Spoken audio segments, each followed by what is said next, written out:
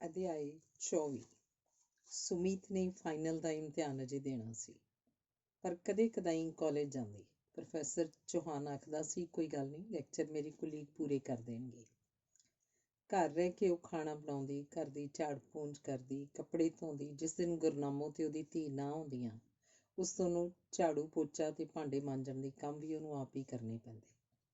ਨਿੱਕੇ ਨਿੱਕੇ ਕੰਮ ਕਰਦਿਆਂ ਹੀ ਬੜਾ ਟਾਈਮ ਲੱਗ ਜਾਂਦਾ ਸੀ। ਦੂਸਰਾ, ਛੇਤੀ ਨਾਲ ਕੰਮ ਕਰਨ ਦੀ ਉਹਨੂੰ ਜਾਚ ਵੀ ਨਹੀਂ ਸੀ। ਸਭ ਤੋਂ ਬੁਰਾ ਉਹਨੂੰ ਉਦੋਂ ਲੱਗਦਾ ਜਦੋਂ ਪ੍ਰੋਫੈਸਰ ਚੌਹਾਨ ਆਖ ਦਿੰਦਾ ਕਿ 2 ਜਣਿਆਂ ਦੀ ਰੋਟੀ ਦਾ ਵੀ ਕੋਈ ਕੰਮ ਹੁੰਦਾ। ਅਸੀਂ 2 ਭੈਣ ਭਾਈ ਸੀ, ਨਾਲੇ ਮੇਰੇ ਦਾਦਾ ਦਾਦੀ ਤੇ ਮੇਰੇ ਫਾਦਰ ਸਮੇਤ ਸਾਰੇ 6 ਜਣੇ ਹੋ ਜਾਂਦੇ ਸਨ। ਪਰ ਮੇਰੀ ਮਾਂ ਨੇ ਕਦੇ ਨਹੀਂ ਸੀ ਪਤਾ ਲੱਗਣ ਦਿੱਤਾ ਕਿ ਉਹ ਕਦੋਂ ਸਾਰਾ ਕੰਮ ਕਰ ਲੈਂਦੀ ਸੀ। ਸਾਡੀ ਸ੍ਰੀਮਤੀ 4 ਫੁਲਕੇ ਲਾਉਂਦੀ ਕੁਮਲਾ ਜਾਂਦੀ ਹੈ। ਸਰਦਾਰਾਂ ਦੀ ਕੁੜੀ ਜੋ ਹੋਈ। ਸਰਦਾਰਾਂ ਦੀ ਕੁੜੀ, ਉਹ ਇਉਂ ਆਖਦਾ ਜਿਵੇਂ ਇਹ ਕੋਈ ਮਿਹਣੇ ਵਾਲੀ ਗੱਲ ਹੋਵੇ। ਕਦੇ ਕਦੇ ਤਾਂ ਸੁਮੀਤ ਨੂੰ ਆਪ ਵੀ ਲੱਗਣ ਲੱਗ ਜਾਂਦਾ ਕਿ ਸਰਦਾਰਾਂ ਦੀ ਕੁੜੀ ਹੋਣਾ ਜਿਵੇਂ ਸੱਚਮੁੱਚ ਹੀ ਕੋਈ ਗਲਤ ਗੱਲ ਹੋਵੇ। ਪਰ ਨਾਲ ਹੀ ਉਹਨੂੰ ਇਹ ਵੀ ਲੱਗਦਾ ਕਿ ਸਾਰੀ ਉਮਰ ਮੈਂ ਇਉਂ ਹੀ ਇੱਕ ਤੋਂ ਮਗਰੋਂ ਦੂਜਾ ਦਿਨ ਰਿਪੀਟ ਕਰਦੀ ਰਹਾਂਗੀ। ਕੀ ਔਰਤਾਂ ਜ਼ਿੰਦਗੀ ਇਉਂ ਹੀ ਕੱਟ ਦਿੰਦੀਆਂ ਨੇ? ਇਉਂ ਨਾ ਕੱਟਣ ਤਾਂ ਕੀ ਕਰਨ? ਇਸ ਗੱਲ ਦੀ ਵੀ ਉਹਨੂੰ ਸਮਝ ਨਹੀਂ ਸੀ ਲੱਗਦੀ। ਅੱਗੇ ਨਾਲੋਂ ਲਿੱਸੀ ਹੋ ਗਈ ਸੀ। ਪ੍ਰੋਫੈਸਰ ਚੌਹਾਨ ਸਗੋਂ ਖਿਝਦਾ ਸੀ ਕਿ ਤੂੰ ਆਪਣੇ ਆਪ ਦਾ ਖਿਆਲ ਨਹੀਂ ਰੱਖ ਸਕਦੀ, ਹੋਰ ਕਿਸੇ ਦਾ ਕੀ ਖਿਆਲ ਰੱਖੇਂਗੀ। ਇਹਨਾਂ ਹੀ ਦਿਨਾਂ 'ਚ ਪ੍ਰੋਫੈਸਰ ਚੌਹਾਨ ਦਾ ਇੱਕ ਪੁਰਾਣਾ ਦੋਸਤ ਆ ਗਿਆ। ਸੁਮੀਤ ਨੂੰ ਭਾਬੀ ਭਾਬੀ ਆਖ ਕੇ ਜਦੋਂ ਉਹਨੇ 1-2 ਵਾਰੀ ਮਖੌਲ ਕੀਤਾ ਤਾਂ ਉਹਨੂੰ ਬਹੁਤ ਬੁਰਾ ਲੱਗਾ। ਉਹ ਪੁਲਿਸ 'ਚ ਇੰਸਪੈਕਟਰ ਸੀ। ਇਸ ਵਾਰੀ ਬਹੁਤੀ ਪੀ ਜਾਣ ਮਗਰੋਂ ਉਹ ਚੌਹਾਨ ਨੂੰ ਵੀ ਬੜੀ ਭੱਦੀਆਂ ਗੱਲਾਂ ਸੁਣਾਉਣ ਲੱਗ ਪਿਆ ਸੀ। ਪੁਲਸੀਆਂ ਦੀ ਪਹੁੰਚ ਦੀਆਂ, ਉਹਨਾਂ ਦੀ ਲੁੱਟ ਦੀਆਂ, ਉਹਨਾਂ ਦੇ ਤਸ਼ੱਦਦ ਦੀਆਂ ਤੇ ਉਹਨਾਂ ਦੇ ਲੁੱਚੇਪਣ ਦੀਆਂ, ਤੇ ਨਾਲ ਹੀ ਕਾਬੂ ਆਏ ਲੋਕਾਂ ਦੀ ਮਿੰਨਤਾਂ ਤਰਲਿਆਂ ਦੀਆਂ। ਰੋਟੀ ਟੁੱਕ ਮੁਕਾ ਕੇ ਦੂਸਰੇ ਕਮਰੇ ਵਿੱਚ ਆਈ ਸੁਮੀਤ ਨੂੰ ਸਭ ਸੁਣ ਰਿਹਾ ਸੀ। ਗੱਲਾਂ ਸੁਣ ਕੇ ਉਹਦਾ ਜੀਅ ਜਿਵੇਂ ਕੱਚਾ ਹੋਣ ਲੱਗ ਪਿਆ। ਏਡੀ ਰਾਤ ਗਈ ਉਹ ਗੁਸਲਖਾਨੇ 'ਚ ਜਾ ਕੇ ਕਿੰਨਾ ਹੀ ਚਿਰ ਕੁਰਲੀਆਂ ਕਰਦੀ ਰਹੀ ਤੇ ਫਿਰ ਨਹਾਉਣ ਲੱਗ ਪਈ। ਫਿਰ ਉਹਨੇ ਵਾਲ ਖੋਲ੍ਹ ਕੇ ਸਿਰ 'ਚ ਪਾਣੀ ਪਾਇਆ। ਅਜੇ ਵੀ ਜਿਵੇਂ ਦੂਸਰੇ ਕਮਰੇ ਦੀ ਹਵਾੜ ਉਹਦੇ ਸਿਰ ਨੂੰ ਚੜ੍ਹ ਰਹੀ ਸੀ। ਇਸ ਦੌਰਾਨ ਪ੍ਰੋਫੈਸਰ ਚੌਹਾਨ ਆਪ ਹੀ ਦਾਲ ਸਬਜ਼ੀ ਡੋਂਗਿਆਂ 'ਚ ਪਾ ਕੇ ਤੇ ਰੋਟੀਆਂ ਦਾ ਡੱਬਾ ਟਰੇ 'ਚ ਰੱਖ ਕੇ ਦੂਜੇ ਕਮਰੇ 'ਚ ਲੈ ਗਿਆ ਸੀ। ਰੋਟੀ ਖਾ ਕੇ ਆਪ ਹੀ ਭਾਂਡੇ ਰਸੋਈ 'ਚ ਰੱਖ ਗਿਆ ਸੀ। ਸੁਮੀਤ ਨੇ ਰਸੋਈ 'ਚ ਆ ਕੇ ਦੇਖਿਆ, ਕੌਲੀਆਂ ਤਾਂ ਉਹਨਾਂ ਲਈਆਂ ਹੀ ਨਹੀਂ ਸਨ। ਡੋਂਗਿਆਂ ਵਿੱਚ ਹੀ ਖਾਧਾ ਸੀ। ਉਸ ਜੂਟ ਕੂਟ ਵਿੱਚੋਂ ਉਹਦਾ ਰੋਟੀ ਖਾਣ ਨੂੰ ਵੀ ਮਨ ਨਾ ਕੀਤਾ। ਉਹ ਜੱਕੋ ਤੱਕੋ ਵਿੱਚ ਹੀ ਖੜੀ ਸੀ ਕਿ ਪ੍ਰੋਫੈਸਰ ਚੌਹਾਨ ਜੱਗ 'ਚ ਸਿਰਹਾਣੇ ਰੱਖਣ ਲਈ ਪਾਣੀ ਲੈਣ ਆ ਗਿਆ ਤੇ ਸੁਮੀਤ ਨੂੰ ਆਖਣ ਲੱਗਾ, ਉਹ ਤਾਂ ਸੌਂ ਗਿਆ ਲੱਗਦਾ ਉੱਥੇ ਹੀ। ਬੈਡਰੂਮ 'ਚ ਅਸੀਂ ਸੌਂ ਜਾਂਦੇ ਹਾਂ। ਤੂੰ ਡਰਾਇੰਗ ਰੂਮ 'ਚ ਕਾਰਪੈਟ ਉੱਪਰ ਲਗਾ ਲਈ ਬਿਸਤਰਾ। ਅੰਦਰੋਂ ਚਿਟਕਣੀ ਚੰਗੀ ਤਰ੍ਹਾਂ ਬੰਦ ਕਰ ਲਈ। ਸੁਮੀਤ ਨੇ ਕੋਈ ਉੱਤਰ ਨਾ ਦਿੱਤਾ। ਉਹ ਦੋਵੇਂ ਬੈਡਰੂਮ 'ਚ ਸੌਂ ਗਏ। ਸੁਮੀਤ ਨੇ ਪਹਿਲੇ ਬਿਨਾਂ ਖੜਕਾ ਕੀਤਿਆਂ ਡਰਾਇੰਗ ਰੂਮ ਨੂੰ ਝਾੜੂ ਨਾਲ ਸਾਫ਼ ਕੀਤਾ। ਮਗਰੋਂ ਧੂਫ ਡੰਗੀ, ਫੁੱਲ ਸਪੀਡ ਉੱਪਰ ਪੱਖਾ ਛੱਡਿਆ। ਫਿਰ ਕਾਰਪੇਟ ਉੱਪਰ ਚਾਦਰ ਵਿਛਾ ਕੇ ਇੱਕ ਚਾਦਰ ਉੱਪਰ ਲੈਣ ਲਈ ਰੱਖ ਕੇ ਪੈ ਗਈ। ਸਿਰਹਾਣੇ ਦੀ ਥਾਂ ਵੀ ਉਹਨੇ ਸੋਫੇ ਦੀ ਗੱਦੀ ਰੱਖ ਲਈ। ਉਹਨੇ ਲਾਈਟ ਜਗਦੀ ਰੱਖ ਲਈ। ਉਹਨੂੰ ਨੀਂਦ ਨਹੀਂ ਸੀ ਆ ਰਹੀ। ਬਹੁਤ ਸਾਲਾਂ ਮਗਰੋਂ ਅੱਜ ਉਹਨੂੰ ਆਪਣੇ ਪਾਪਾ ਯਾਦ ਆ ਰਹੇ ਸਨ। ਉਹਦੀਆਂ ਅੱਖਾਂ ਭਰ ਆਈਆਂ। ਉਹਦਾ ਮਨ ਕੀਤਾ ਆਪਣੀ ਭੈਣ ਨੂੰ ਫੋਨ ਕਰੇ ਕਿ ਦੀਦੀ ਮੈਨੂੰ ਮਿਲਣ ਆ ਜਾ। ਫਿਰ ਉਹਨੂੰ ਆਪ ਹੀ ਖਿਆਲ ਆਇਆ ਕਿ ਉਹਦੇ ਘਰ ਵਾਲੇ ਸ਼ਾਇਦ ਹੀ ਪਸੰਦ ਨਾ ਕਰਨ ਕਿ ਘਰੋਂ ਆਪੇ ਭੱਜ ਕੇ ਵਿਆਹ ਕਰਾਉਣ ਵਾਲੀ ਲੜਕੀ ਨੂੰ ਉਹ ਮਿਲਣ ਜਾਵੇ। ਇਹਨਾਂ ਹੀ ਗਿਣਤੀਆਂ ਮਿਣਤੀਆਂ 'ਚ ਬਹੁਤ ਰਾਤ ਬੀਤ ਗਈ। ਅਜੇ ਉਹਨੂੰ ਚੰਗੀ ਤਰ੍ਹਾਂ ਨੀਂਦ ਨਹੀਂ ਆਈ ਸੀ ਕਿ ਕਿਸੇ ਨੇ ਪੋਲੇ ਜਿਹੇ ਦਰਵਾਜ਼ਾ ਠਕੋਰਿਆ। ਉਹਨੇ ਕੋਈ ਜਵਾਬ ਨਾ ਦਿੱਤਾ। ਫਿਰ ਪੋਲੇ ਜਿਹੇ ਠਕ ਠਕ ਹੋਈ। ਉਹ ਫਿਰ ਚੁੱਪ ਰਹੀ। ਇੰਨੇ ਨੂੰ ਬਾਹਰ ਕਿਸੇ ਨੇ ਵਰਾਂਡੇ ਦੀ ਬੱਤੀ ਜਗਾਈ। ਇੱਧਰ ਕੀ ਕਰਦਾ ਫਿਰਦਾ? ਪ੍ਰੋਫੈਸਰ ਚੌਹਾਨ ਦੀ ਆਵਾਜ਼ ਸੁਣਾਈ ਦਿੱਤੀ। ਰਾਤ ਸੈਂਤ ਬਹੁਤ ਪੀ ਗਏ। ਮੈਂ ਗੁਸਲਖਾਨਾ ਹੀ ਭੁੱਲ ਗਿਆ ਵੀ ਕਿੱਧਰ ਹੈ, ਉਹਦੇ ਦੋਸਤ ਨੇ ਆਖਿਆ। ਫਿਰ ਚੁੱਪ-ਚਾਂ ਹੋ ਗਈ। ਪਰ ਸੁਮੀਤ ਦਾ ਦਿਲ ਧੱਕ ਧੱਕ ਕਰ ਰਿਹਾ ਸੀ। ਪਤਾ ਨਹੀਂ ਕਿਉਂ ਉਹ ਬਹੁਤ ਡਰ ਗਈ ਸੀ। ਇਸ ਤੋਂ ਮਗਰੋਂ ਬਹੁਤ ਦੇਰ ਉਹਨੂੰ ਨੀਂਦ ਨਾ ਆਈ। ਸਵੇਰੇ ਜਦੋਂ ਜਾਗੀ, ਪ੍ਰੋਫੈਸਰ ਚੌਹਾਨ ਦਾ ਦੋਸਤ ਜਾ ਚੁੱਕਾ ਸੀ। ਚਾਹ ਪੀ ਕੇ ਆਪ ਹੀ ਬਣਾ ਕੇ ਬ੍ਰੈਕਫਾਸਟ ਖਾ ਕੇ ਪ੍ਰੋਫੈਸਰ ਚੌਹਾਨ ਵੀ ਕਾਲਜ ਜਾਣ ਲਈ ਤਿਆਰ ਸੀ। ਸੌਰੀ, ਜਾਗ ਨਹੀਂ ਖੁੱਲ੍ਹੀ, ਸੁਮੀਤ ਨੇ ਕਸੂਰਵਾਰਾਂ ਵਾਂਗ ਆਖਿਆ। ਪ੍ਰੋਫੈਸਰ ਚੌਹਾਨ ਨੇ ਕੋਈ ਉੱਤਰ ਨਾ ਦਿੱਤਾ ਤੇ ਕਾਲਜ ਨੂੰ ਚਲਾ ਗਿਆ। ਸੁਮੀਤ ਨੂੰ ਪਤਾ ਨਹੀਂ ਸੀ ਲੱਗ ਰਿਹਾ ਕਿ ਅੱਜ ਇੰਨੀ ਬੇਜਾਨ ਜੀ ਕਿਉਂ ਹੈ। ਘਰ ਸਾਫ਼ ਕਰਕੇ, ਕੱਪੜੇ ਧੋ ਕੇ ਪ੍ਰੋਫੈਸਰ ਚੌਹਾਨ ਦੇ ਆਉਣ ਵਾਲੇ 2 ਵਜੇ ਤੱਕ ਅਜੇ ਉਹ ਸਬਜ਼ੀ ਬਣਾ ਰਹੀ ਸੀ। ਫੁਲਕੇ ਅਜੇ ਪਕਾਉਣੇ ਸਨ। ਕੱਪੜੇ ਬਦਲ ਕੇ ਮੂੰਹ ਹੱਥ ਧੋ ਕੇ ਰਸੋਈ ਵੱਲ ਆਉਂਦਿਆਂ ਪ੍ਰੋਫੈਸਰ ਚੌਹਾਨ ਨੇ ਦੇਖਿਆ ਕਿ ਸੁਮੀਤ ਨੇ ਬਿਸਤਰਿਆਂ ਦੀਆਂ ਚਾਦਰਾਂ ਵੀ ਧੋ ਕੇ ਸੁੱਕਣੀਆਂ ਪਾਈਆਂ ਹੋਈਆਂ ਸਨ। ਖਿਝ ਕੇ ਆਖਣ ਲੱਗਾ, ਇਹਨਾਂ ਸਾਲਿਆਂ ਨੂੰ ਦੱਸਣਾ ਪਊ ਵੀ ਹੁਣ ਇਹ ਛੜਿਆਂ ਦਾ ਘਰ ਨਹੀਂ, ਹੁਣ ਮੈਂ ਇੱਕ ਵਿਆਹਿਆ ਵਰਿਆ ਬੰਦਾ। ਉਹ ਸ਼ਾਇਦ ਰਾਤ ਵਾਲੇ ਦੋਸਤ ਨੂੰ ਯਾਦ ਕਰਕੇ ਕੁਝ ਕਹਿ ਰਿਹਾ ਸੀ। ਸੁਮੀਤ ਨੇ ਕੋਈ ਜਵਾਬ ਨਾ ਦਿੱਤਾ। ਰੋਟੀ ਪਾ ਕੇ ਟਰੇ ਫੜਾ ਦਿੱਤੀ। ਤੂੰ ਨਹੀਂ ਖਾਣੀ? ਪ੍ਰੋਫੈਸਰ ਚੌਹਾਨ ਨੇ ਪੁੱਛਿਆ। ਮੈਂ ਮਗਰੋਂ ਖਾ ਲਾਂਗੀ, ਅਜੇ ਹੋਰ ਫੁਲਕੇ ਪਕਾਉਣੇ ਨੇ। ਸੁਮੀਤ ਨੇ ਜਦੋਂ ਆਖਿਆ ਤਾਂ ਪ੍ਰੋਫੈਸਰ ਚੌਹਾਨ ਅੰਦਰ ਜਾਣ ਦੀ ਥਾਂ ਉਹਦੇ ਕੋਲ ਹੀ ਤਪਾਈ ਉੱਪਰ ਬੈਠ ਕੇ ਰੋਟੀ ਖਾਣ ਲੱਗ ਪਿਆ। ਤੁਸੀਂ ਅੰਦਰ ਪੱਖੇ ਹੇਠਾਂ ਬੈਠ ਕੇ ਖਾਓ। ਸੁਮੀਤ ਨੇ ਜਦੋਂ ਆਖਿਆ ਤਾਂ ਉਹ ਹੱਸ ਪਿਆ ਤੇ ਬੋਲਿਆ, ਜੇ ਮੇਰੀ ਬੀਵੀ ਗਰਮੀ 'ਚ ਬੈਠ ਕੇ ਰੋਟੀ ਪਕਾ ਰਹੀ ਹੈ ਤਾਂ ਮੈਂ ਪੱਖੇ ਹੇਠਾਂ ਕਿਵੇਂ ਜਾ ਬੈਠਾਂ? ਤੁਸੀਂ ਚਲੋ, ਮੈਂ ਵੀ ਆਈ, ਸੁਮੀਤ ਨੇ ਆਖਿਆ ਤੇ ਫਿਰ ਉਹ ਆਪਣੀ ਰੋਟੀ ਪਲੇਟ 'ਚ ਪਾ ਕੇ ਅੰਦਰ ਆ ਗਈ। ਰੋਟੀ ਖਾਂਦਿਆਂ ਪ੍ਰੋਫੈਸਰ ਚੌਹਾਨ ਉਸ ਵੱਲ ਸੰਵਾਰ ਕੇ ਝਾਕਿਆ। ਕੀ ਦੇਖ ਰਹੇ ਹੋ? ਸੁਮੀਤ ਨੇ ਪੁੱਛਿਆ। ਅੱਜ ਕਾਲਜ 'ਚ ਤੇਰਾ ਇੱਕ ਬॉयਫ੍ਰੈਂਡ ਮਿਲਿਆ ਸੀ। ਉਹਦੀ ਗੱਲ ਦਾ ਜਵਾਬ ਨਾ ਦੇ ਕੇ ਪ੍ਰੋਫੈਸਰ ਚੌਹਾਨ ਬੋਲਿਆ। ਮੇਰਾ ਬॉयਫ੍ਰੈਂਡ? ਸੁਮੀਤ ਨੇ ਹੈਰਾਨ ਹੋ ਕੇ ਪੁੱਛਿਆ। ਹਾਂ, ਤੇਰਾ ਜਮਾਤੀ ਮਹੇਸ਼ਿੰਦਰ ਪੁੱਛਦਾ ਸੀ ਸਰ, ਸੁਮੀਤ ਦਾ ਕੀ ਹਾਲ ਹੈ? ਹੁਣ ਕਾਲਜ ਕਿਉਂ ਨਹੀਂ ਆਉਂਦੀ? ਸਾਲੇ ਉੱਲੂ ਦੇ ਪੱਠੇ ਨੂੰ ਇਹ ਨਹੀਂ ਤਮੀਜ਼ ਕਿ ਤੂੰ ਹੁਣ ਸੁਮੀਤ ਨਹੀਂ, ਮਿਸਿਸ ਚੌਹਾਨ ਹੈ। ਮਹੇਸ਼ਿੰਦਰ ਮੇਰਾ ਬॉयਫ੍ਰੈਂਡ ਨਹੀਂ, ਕਲਾਸ ਫੈਲੋ ਸੀ। ਕੀ ਗੱਲ, ਕਲਾਸ ਫੈਲੋ ਬॉयਫ੍ਰੈਂਡ ਨਹੀਂ ਹੋ ਸਕਦਾ? ਨਹੀਂ ਤਾਂ ਉਹਨੂੰ ਇਸ ਨਾਲ ਕੀ ਕਿ ਤੂੰ ਕਾਲਜ ਆਉਂਦੀ ਹੈ ਕਿ ਨਹੀਂ? ਪ੍ਰੋਫੈਸਰ ਚੌਹਾਨ ਬੋਲੇ। ਜੇ ਉਹਨੇ ਪੁੱਛ ਲਿਆ, ਇਸ 'ਚ ਏਡੀ ਮਾੜੀ ਕਿਹੜੀ ਗੱਲ ਹੋ ਗਈ? ਸੁਮੀਤ ਨੇ ਰੋਸ ਵਾਂਗ ਆਖਿਆ। ਮਾੜੀ ਤਾਂ ਕੋਈ ਗੱਲ ਨਹੀਂ ਹੁੰਦੀ। ਘਰੋਂ ਪੜ੍ਹਨ ਆਓ ਤੇ ਬਾਹਰ ਇਸ਼ਕ ਫਰਮਾਓ ਤੇ ਘਰਦਿਆਂ ਨੂੰ ਬਿਨਾਂ ਦੱਸੇ ਕਿਸੇ ਆਦਮੀ ਨਾਲ ਭੱਜ ਕੇ ਵਿਆਹ ਕਰਵਾ ਲਓ, ਮਾੜੀ ਗੱਲ ਤਾਂ ਇਹ ਵੀ ਨਹੀਂ। ਮੇਰੀ ਥਾਂ ਕੋਈ ਹੋਰ ਬੰਦਾ ਹੁੰਦਾ, ਮਹੀਨਾ 20 ਦਿਨ ਤੈਨੂੰ ਲਈ ਫਿਰਦਾ ਤੇ ਮਗਰੋਂ ਵਿਆਹ ਨਾ ਕਰਦਾ, ਮਾੜੀ ਗੱਲ ਤਾਂ ਫਿਰ ਵੀ ਨਹੀਂ ਸੀ ਹੋਣੀ, ਹੈ ਨਾ? ਪ੍ਰੋਫੈਸਰ ਚੌਹਾਨ ਨੇ ਤਾਨਾ ਦੇਣ ਵਾਂਗ ਆਖਿਆ। ਇਹ ਸਭ ਤੁਹਾਡੀ ਮਰਜ਼ੀ ਨਾਲ ਹੀ ਤਾਂ ਹੋਇਆ ਤੇ ਕਸੂਰਵਾਰ ਮੈਨੂੰ ਬਣਾ ਰਹੇ ਹੋ, ਸੁਮੀਤ ਨੇ ਰੋਣ ਹਾਕੀ ਹੋ ਕੇ ਆਖਿਆ। ਮੇਰੀ ਥਾਂ ਕੋਈ ਵੀ ਬੰਦਾ ਹੁੰਦਾ ਤੂੰ ਇਉਂ ਹੀ ਕਰਨਾ ਸੀ। ਮੈਂ ਇਹ ਵੀ ਨਹੀਂ ਮੰਨ ਸਕਦਾ ਕਿ ਮੈਂ ਹੀ ਤੇਰਾ ਪਹਿਲਾ ਤੇ ਆਖਰੀ ਬॉयਫ੍ਰੈਂਡ ਆ। ਅਮੀਰਾਂ ਦੀਆਂ ਕੁੜੀਆਂ ਨੂੰ ਸਮਝ ਹੀ ਕਿੱਥੇ ਹੁੰਦੀ ਹੈ, ਉਹ ਕਿਸੇ ਵੀ ਖੂਹ ਖਾਤੇ ਡਿੱਗ ਸਕਦੀਆਂ ਨੇ। ਫਿਰ ਤੁਸੀਂ ਵਿਆਹ ਕਿਉਂ ਕੀਤਾ ਅਮੀਰਾਂ ਦੀ ਕੁੜੀ ਨਾਲ? ਸੁਮੀਤ ਨੇ ਰੋਟੀ ਵਿੱਚ ਛੱਡ ਕੇ ਤਪ ਕੇ ਪੁੱਛਿਆ। ਇਹਦੇ ਮੇਰੇ ਕੋਈ ਆਪਣੇ ਕਾਰਨ ਹੋਣਗੇ, ਪਰ ਹੁਣ ਤਾਂ ਮੈਂ ਸਰਦਾਰਾਂ ਦੀ ਕੁੜੀ ਨਹੀਂ, ਤੁਹਾਡੀ ਪਤਨੀ ਹਾਂ। ਫਿਰ ਵੀ ਏਡੀਆਂ ਮਾੜੀਆਂ ਗੱਲਾਂ ਆਖ ਰਹੇ ਹੋ? ਸੁਮੀਤ ਨੇ ਅੱਖਾਂ ਭਰ ਕੇ ਆਖਿਆ। ਪਤਨੀ ਹੋਣ ਕਰਕੇ ਹੀ ਤਾਂ ਮੈਨੂੰ ਇਹ ਸਭ ਬੁਰਾ ਲੱਗ ਰਿਹਾ, ਨਹੀਂ ਤਾਂ ਅਮੀਰਾਂ ਦੀਆਂ ਜਾਂ ਸਰਦਾਰਾਂ ਦੀਆਂ ਕੁੜੀਆਂ ਜਿੱਥੇ ਮਰਜ਼ੀ ਧੱਕੇ ਖਾਣ, ਮੈਨੂੰ ਕੀ। ਉਂਝ ਜੇ ਤੂੰ ਪੁਰਾਣੇ ਗ੍ਰੰਥ ਪੜ੍ਹੇ ਹੁੰਦੇ ਕਿ ਪਤਨੀ ਹੋਣ ਦੇ ਕੀ ਅਰਥ ਹੁੰਦੇ ਨੇ, ਪ੍ਰੋਫੈਸਰ ਚੌਹਾਨ ਨੇ ਆਖਿਆ। ਤੁਹਾਨੂੰ ਤਾਂ ਕੋਈ ਗੁਰਨਾਮੋਂ ਦੀ ਧੀ ਵਰਗੀ ਚਾਹੀਦੀ ਸੀ, ਰੋਬਰਟ ਵਾਂਗ ਸਾਰੇ ਕੰਮ ਤੇ ਸਾਰੀਆਂ ਗੱਲਾਂ ਤੁਹਾਡੇ ਨਾਲ ਅਨੁਸਾਰ ਚੁੱਪਚਾਪ ਕਰੀ ਜਾਵੇ। ਸੁਮੀਤ ਬੋਲੀ। ਗੁਰਨਾਮੋਂ ਦੀ ਧੀ ਅੱਜ ਕੱਲ੍ਹ ਦੀਆਂ ਪੜ੍ਹੀਆਂ ਲਿਖੀਆਂ ਨਾਲੋਂ ਹਜ਼ਾਰਾਂ ਦਰਜੇ ਚੰਗੀ ਹੈ। ਬਹਿਸ ਤਾਂ ਨਹੀਂ ਕਰਦੀ ਹਰ ਇੱਕ ਗੱਲ ਉੱਪਰ, ਸਾਰਾ ਦਿਨ ਚੁੱਪਚਾਪ ਆਪਣਾ ਕੰਮ ਕਰਦੀ ਰਹਿੰਦੀ ਹੈ। ਸੁਖੀ ਰਹੂਗੀ ਜਿਹਦੇ ਘਰ ਉਹ ਜਾਊਗੀ। ਸੁਮੀਤ ਅੱਗੋਂ ਕੁਝ ਨਾ ਬੋਲੀ, ਜੂਠੇ ਭਾਂਡੇ ਚੁੱਕ ਕੇ ਰਸੋਈ 'ਚ ਰੱਖਣ ਚਲੀ ਗਈ। ਅਧਿਆਇ 25।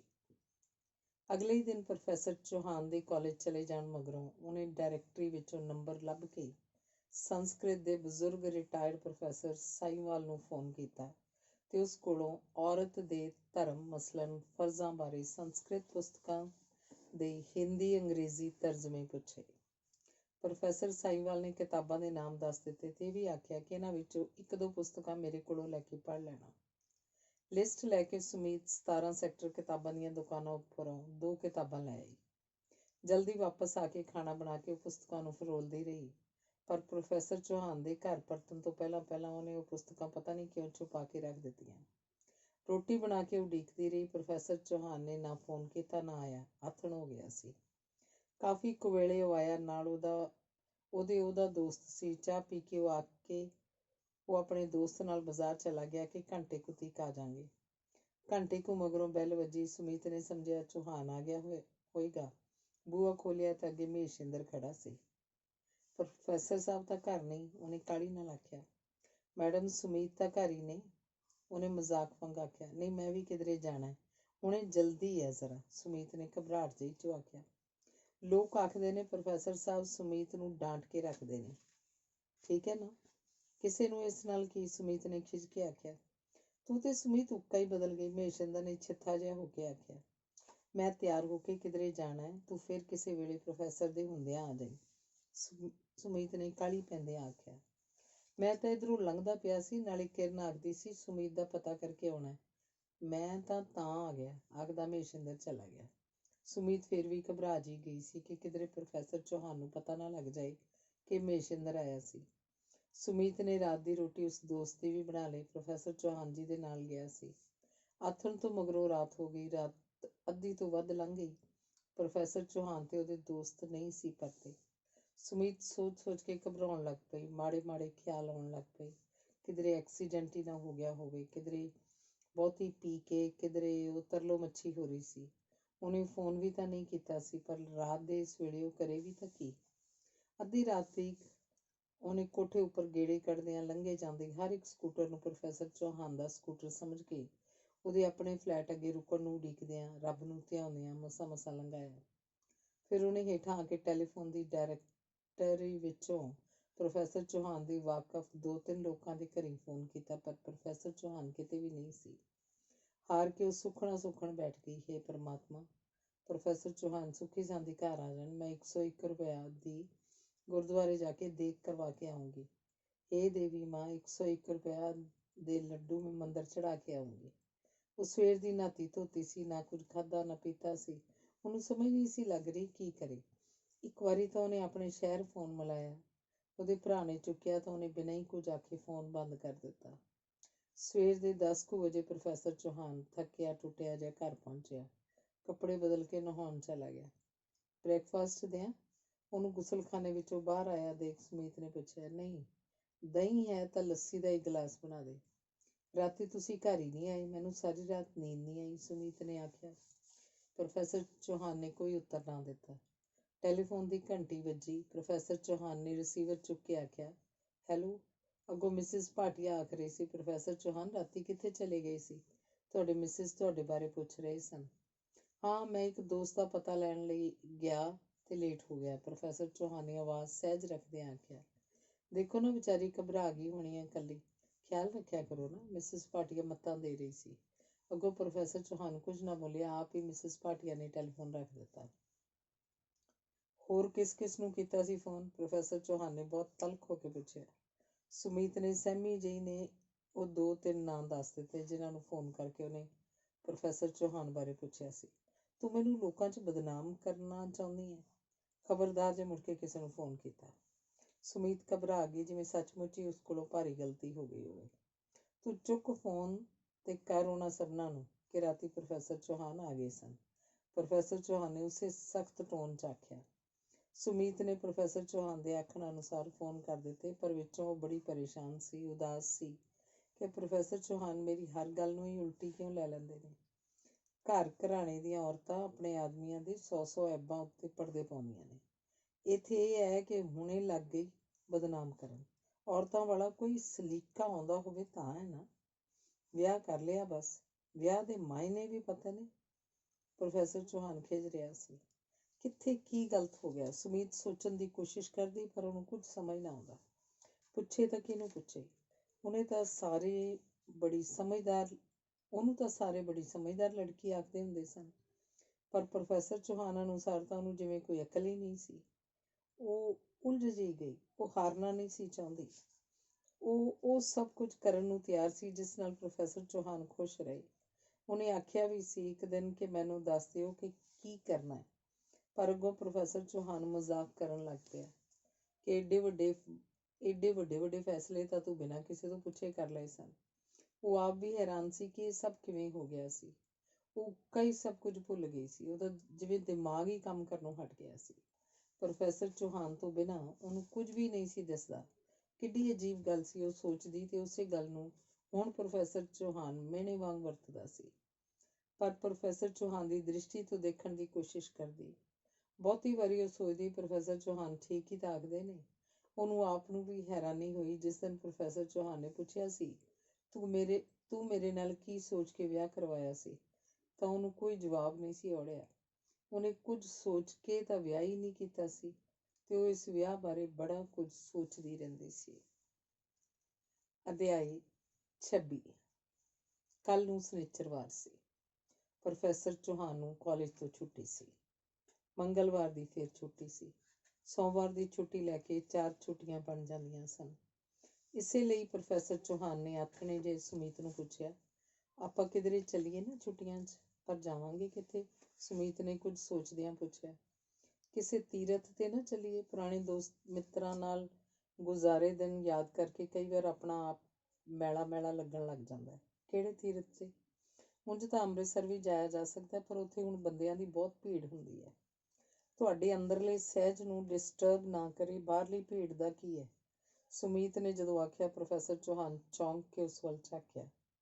ਉਂਝ ਤਾਂ ਤੂੰ ਮੈਨੂੰ ਕੋਸਦੀ ਹੋਏਂਗੀ ਸੁਮੀਤ, ਕਿ ਮੈਂ ਤੈਨੂੰ ਤੇਰੇ ਘਰਦਿਆਂ ਨਾਲੋਂ ਤੋੜ ਦਿੱਤਾ।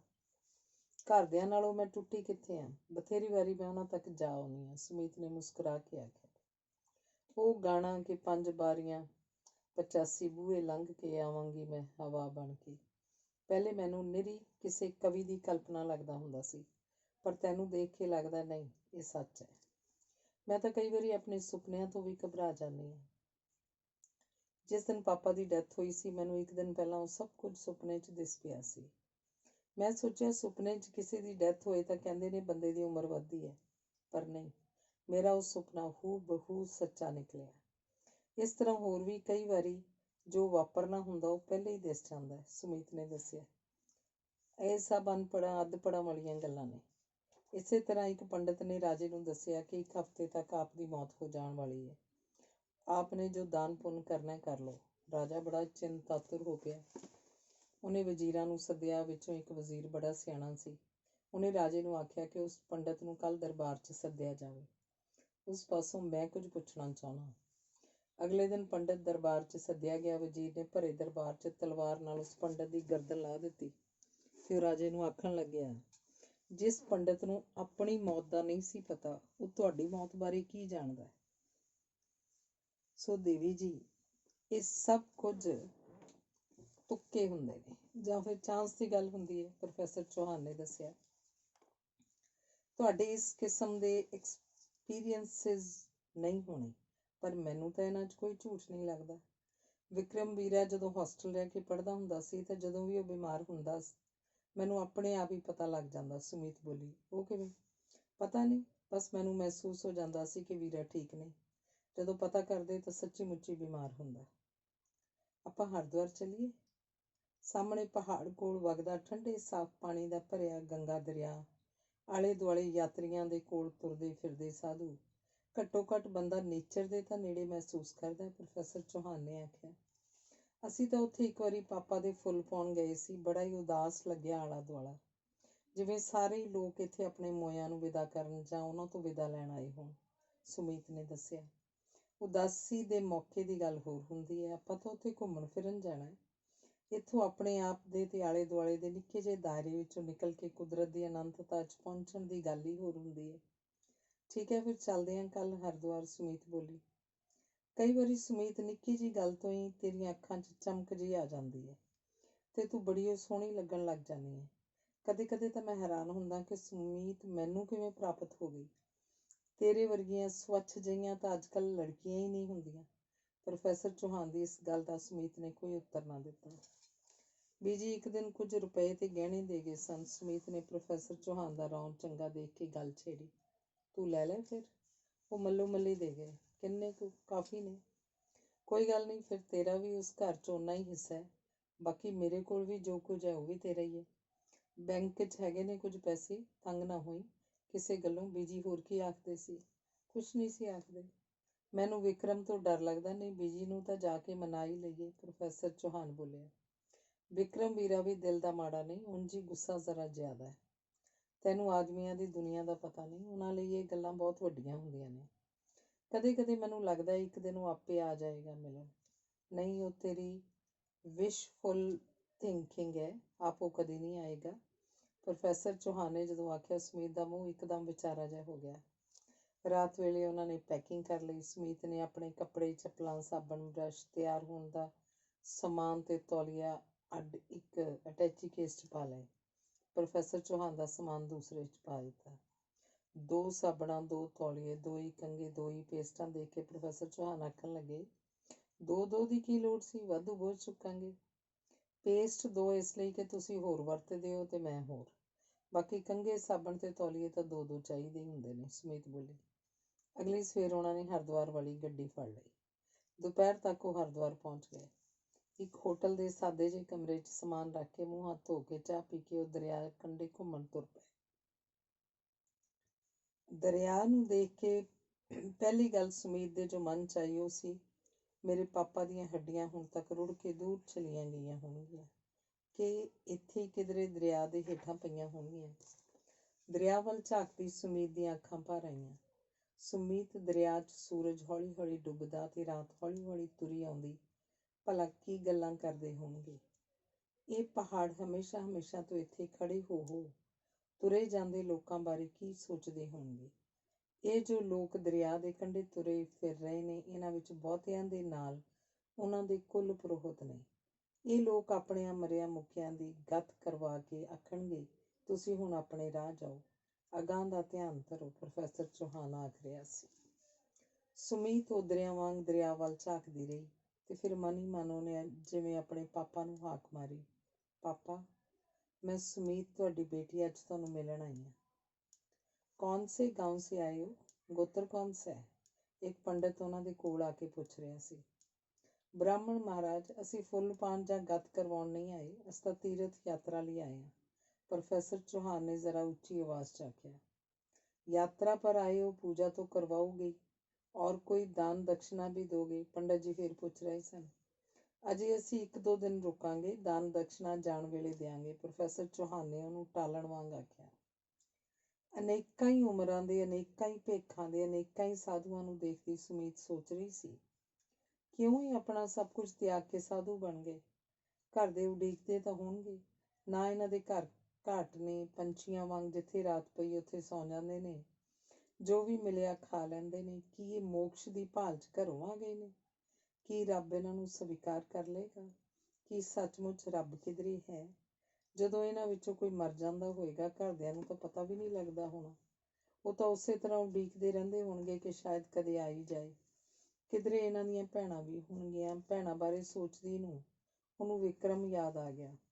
ਉਸ ਘੜੀ ਉਹਦਾ ਬੜਾ ਹੀ ਮਨ ਕੀਤਾ ਕਿ ਕਿਧਰੋਂ ਦੂਰੋਂ ਹੀ ਵਿਕਰਮ ਦਿਸ ਪਵੇ। ਕੀ ਸੋਚ ਰਹੀ ਹੈ? ਪ੍ਰੋਫੈਸਰ ਚੌਹਾਨ ਨੇ ਉਹਨੂੰ ਖੋਈ ਖੋਈ ਦੇਖ ਕੇ ਪੁੱਛਿਆ। ਕਦੇ ਕਦੇ ਮੈਨੂੰ ਭੁੱਲ ਹੀ ਜਾਂਦਾ ਹੈ ਕਿ ਮੈਂ ਕੌਣ ਹਾਂ। ਪ੍ਰੋਫੈਸਰ ਚੌਹਾਨ ਕੌਣ ਨੇ? ਇਹ ਸੰਸਾਰ ਕੀ ਹੈ? ਅਸੀਂ ਕਿੱਥੋਂ ਆਏ ਸੀ? ਅਸੀਂ ਕਿੱਥੇ ਜਾਣਾ ਹੈ? ਇਸ ਧਰਤੀ ਉੱਪਰ ਅਸੀਂ ਕੀ ਕਰਨ ਆਏ ਹਾਂ? ਇਹ ਸਾਡੇ ਮਾਂ ਪਿਓ, ਭੈਣ ਭਾਈ ਕੌਣ ਨੇ? ਲੱਗਦਾ ਹੈ ਕਿਸੇ ਦਿਨ ਮੇਰਾ ਦਿਮਾਗ ਖਰਾਬ ਹੋ ਜਾਣਾ, ਸੁਮੀਤ ਬੋਲੀ। ਕੀ ਤੇਰਾ ਖਿਆਲ ਹੈ ਹੁਣ ਤੇਰਾ ਦਿਮਾਗ ਸਹੀ ਹੈ? ਪ੍ਰੋਫੈਸਰ ਚੌਹਾਨ ਨੇ ਹੱਸ ਕੇ ਆਖਿਆ। ਦੇਖੋ, ਹਨੇਰੇ 'ਚ ਦਰਿਆ ਦੀ ਆਵਾਜ਼ ਕਿਹੋ ਜਿਹੀ ਲੱਗਦੀ ਹੈ, ਉੱਪਰ ਤਰਦੇ ਦੀਵੇ ਕਿਹੋ ਜਿਹੇ ਲੱਗਦੇ ਨੇ। ਹੁਣ ਆਰਤੀ ਹੋਏਗੀ, ਸੁਮੀਤ ਬੋਲੀ। ਉਸੇ ਵੇਲੇ ਸੱਚੀ ਆਰਤੀ ਸ਼ੁਰੂ ਹੋ ਗਈ। ਪਹਾੜ, ਦਰਿਆ, ਲੋਕ, ਦੀਵੇ ਸਭ ਸੰਗੀਤ 'ਚ ਡੁੱਬ ਗਏ। ਬਾਰ-ਬਾਰ ਦਰਿਆ 'ਚ ਡੁਬੋਈ ਜਾਂਦੀ ਮਸ਼ਾਲ ਉਸੇ ਤਰ੍ਹਾਂ ਲੱਟ-ਲੱਟ ਬਲਦੀ ਬਾਹਰ ਨਿਕਲ ਆਉਂਦੀ ਸੀ। ਅੱਖਾਂ ਬੰਦ ਕਰੀ ਅੰਤਰ ਧਿਆਨ ਹੋਈ ਸੁਮੀਤ ਪਤਾ ਨਹੀਂ ਕੀ ਸੋਚਦੀ ਤੇ ਚਿਤਵਦੀ ਰਹੀ ਕਿ ਆਰਤੀ ਮੁੱਕ ਜਾਣ ਉੱਪਰ ਵੀ ਉਹਨੂੰ ਪ੍ਰੋਫੈਸਰ ਚੌਹਾਨ ਨੇ ਆਖਿਆ, ਚਲੋ ਵਾਪਸ ਚੱਲੀਏ, ਬੜੀ ਭੁੱਖ ਲੱਗੀ ਹੈ। ਉਹ ਹੋਟਲ ਪਰਤ ਆਏ। ਕਮਰੇ 'ਚ ਆ ਕੇ ਰੋਟੀ ਤੋਂ ਪਹਿਲਾਂ 2 ਕੁ ਪੈਗ ਲੈਣ ਲਈ ਪ੍ਰੋਫੈਸਰ ਚੌਹਾਨ ਨੇ ਜਦੋਂ ਅਟੈਚੀ 'ਚੋਂ ਵਧੀਆ ਕੱਢਿਆ ਤਾਂ ਸੁਮੀਤ ਨੇ ਹੈਰਾਨ ਹੋ ਕੇ ਆਖਿਆ, ਤੀਰਥ ਉੱਪਰ ਆ ਕੇ ਵੀ ਪੀਓਗੇ? ਤੀਰਥ ਬਾਹਰ ਨਹੀਂ, ਤੁਹਾਡੇ ਅੰਦਰ ਹੋਣਾ ਚਾਹੀਦਾ, ਪ੍ਰੋਫੈਸਰ ਚੌਹਾਨ ਨੇ ਉੱਤਰ ਦਿੱਤਾ। ਸੁਮੀਤ ਅੱਗੋਂ ਕੁਝ ਨਹੀਂ ਬੋਲੀ। ਖਾਣਾ ਖਾ ਕੇ ਸੁਮੀਤ ਛੇਤੀ ਸੌਂ ਗਈ। ਉਹ ਕਾਫੀ ਥੱਕ ਗਈ ਸੀ। ਪ੍ਰੋਫੈਸਰ ਚੌਹਾਨ ਸੌਣ ਤੋਂ ਪਹਿਲਾਂ ਕੁਝ ਪੜ੍ਹਨ ਬੈਠ ਗਏ।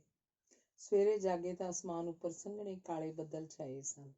ਉਹ ਤਿਆਰ ਹੋ ਕੇ ਬ੍ਰੇਕਫਾਸਟ ਲੈ ਕੇ ਨੇੜੇ ਤੇੜੇ ਦੀਆਂ ਥਾਵਾਂ ਦੇਖਦੇ ਰਿਸ਼ੀਕੇਸ਼ ਪਹੁੰਚ ਗਏ। ਉੱਥੋਂ ਪਰਤਣ ਵੇਲੇ ਸੁਮੀਤ ਨੇ ਆਖਿਆ, ਮਨ ਕਰਦਾ ਦਰਿਆ ਦੇ ਨਾਲ ਨਾਲ ਪੈਦਲ ਤੁਰਿਆ ਜਾਵੇ। ਪੈਦਲ ਚੱਲ ਪੈਂਦੇ ਹਾਂ, ਜਦੋਂ ਥੱਕ ਗਈ ਕੋਈ ਸਵਾਰੀ ਫੜ ਲਾਂਗੇ, ਪ੍ਰੋਫੈਸਰ ਚੌਹਾਨ ਨੇ ਆਖਿਆ। ਇਹ ਵੀ ਮਨ ਕਰਦਾ ਹੈ ਕਿ ਇਹਨਾਂ ਸਾਧੂਆਂ ਨਾਲ ਰਲ ਕੇ ਇੱਥੇ ਕਿਸੇ ਕੁਟੀਆ 'ਚ ਰਹਿ ਪਈਏ। ਉੱਬੜ ਖਾਬੜ ਥਾਂ ਹੈ, ਡੰਡੀ ਵੀ ਪੱਧਰੀ ਨਹੀਂ। ਸੁਮੀਤ ਜ਼ਰਾ ਸੰਭਲ ਕੇ ਤੁਰ। ਮੇਰਾ ਤਾਂ ਦਿਲ ਕਰਦਾ ਦਰਿਆ 'ਚ ਵੜ ਕੇ ਦੇਖਾਂ, ਨਹੀਂ ਪਾਣੀ ਦਾ ਵਹਾਅ ਬੜਾ ਤੇਜ਼ ਹੈ। ਦੇਖੋ ਨਾ, ਥਾਂ ਵੀ ਬਣੀ ਹੋਈ ਹੈ ਸਾਹਮਣੇ, ਨਹੀਂ ਤੂੰ ਘਾਟ ਉੱਪਰ ਨਹਾ ਲਈ ਜੇ ਜ਼ਰੂਰੀ ਹੈ, ਆਖ ਕੇ ਪ੍ਰੋਫੈਸਰ ਚੌਹਾਨ ਨੇ ਮਨਾ ਕਰ ਦਿੱਤਾ। ਜਦੋਂ ਮੁੜ ਹਰਿਦੁਆਰ ਘਾਟ ਉੱਪਰ ਪਹੁੰਚੇ ਤਾਂ ਕਣੀਆਂ ਲਹਿ ਪਈਆਂ ਸਨ। ਸੁਮੀਤ ਘਾਟ ਉੱਪਰ ਪੌੜੀਆਂ ਤੇ ਬੈਠ ਕੇ ਬਹੁਤ ਚਿਰ ਵਗਦੇ ਦਰਿਆ ਨੂੰ ਵੇਖਦੀ ਰਹੀ। ਪ੍ਰੋਫੈਸਰ ਚੌਹਾਨ ਕਿਸੇ ਤੋਂ ਅਖਬਾਰ ਮੰਗ ਕੇ ਪੜ੍ਹਨ ਲੱਗ ਪਿਆ ਸੀ। ਸੁਮੀਤ ਨੇ ਲੰਬਾ ਸਾਹ ਭਰਿਆ, ਉੱਠ ਕੇ ਆਲੇ ਦੁਆਲੇ ਝਾਕੀ ਤੇ ਫਿਰ ਪੈਰ ਗੰਗਾ ਦੇ ਪਾਣੀ 'ਚ ਰੱਖ ਦਿੱਤਾ। ਦੂਜਾ ਚੁੱਕ ਕੇ ਟਿਕਾਉਣ ਲੱਗੀ ਤਾਂ ਉਹ ਗੇੜਾ ਜਿਹਾ ਖਾ ਕੇ ਡਿੱਗ ਪਈ। ਰੌਲਾ ਪੈਣ ਉੱਪਰ ਜਦ ਨੂੰ ਅਖਬਾਰ ਛੱਡ ਕੇ ਪ੍ਰੋਫੈਸਰ ਚੌਹਾਨ ਉੱਧਰ ਝਾਕਿਆ, ਸੁਮੀਤ ਨੂੰ ਕਈ ਡੁਬਕੀਆਂ ਆ ਚੁੱਕੀਆਂ ਸਨ ਤੇ ਲਹਿਰਾਂ ਉਹਨੂੰ ਰੁੜਾ ਕੇ ਕਾਫੀ ਦੂਰ ਲੈ ਗਈਆਂ ਸਨ। ਬਚਾਓ, ਕੋਈ ਬਚਾਓ, ਉੱਚੀ ਉੱਚੀ ਰੌਲਾ ਪਾਉਂਦੇ ਪ੍ਰੋਫੈਸਰ ਚੌਹਾਨ ਨੇ ਬਿਨਾਂ ਇਹ ਸੋਚੇ ਕਿ ਤੈਰਨਾ ਉਹਨੂੰ ਵੀ ਨਹੀਂ ਆਉਂਦਾ, ਸੁਮੀਤ ਨੂੰ ਬਚਾਉਣ ਲਈ ਦਰਿਆ 'ਚ ਛਾਲ ਮਾਰ ਦਿੱਤੀ। ਸੇਵਾ ਸੰਮਤੀ ਵਾਲੇ ਤੈਰਾਕ ਪਤਾ ਨਹੀਂ ਝਾਟੀ ਕਿੱਥੋਂ ਪਹੁੰਚ ਗਏ। ਇੱਕੋ ਵਾਰੀ 3-4 ਜਣਿਆਂ ਨੇ ਛਾਲਾਂ ਮਾਰ ਦਿੱਤੀਆਂ।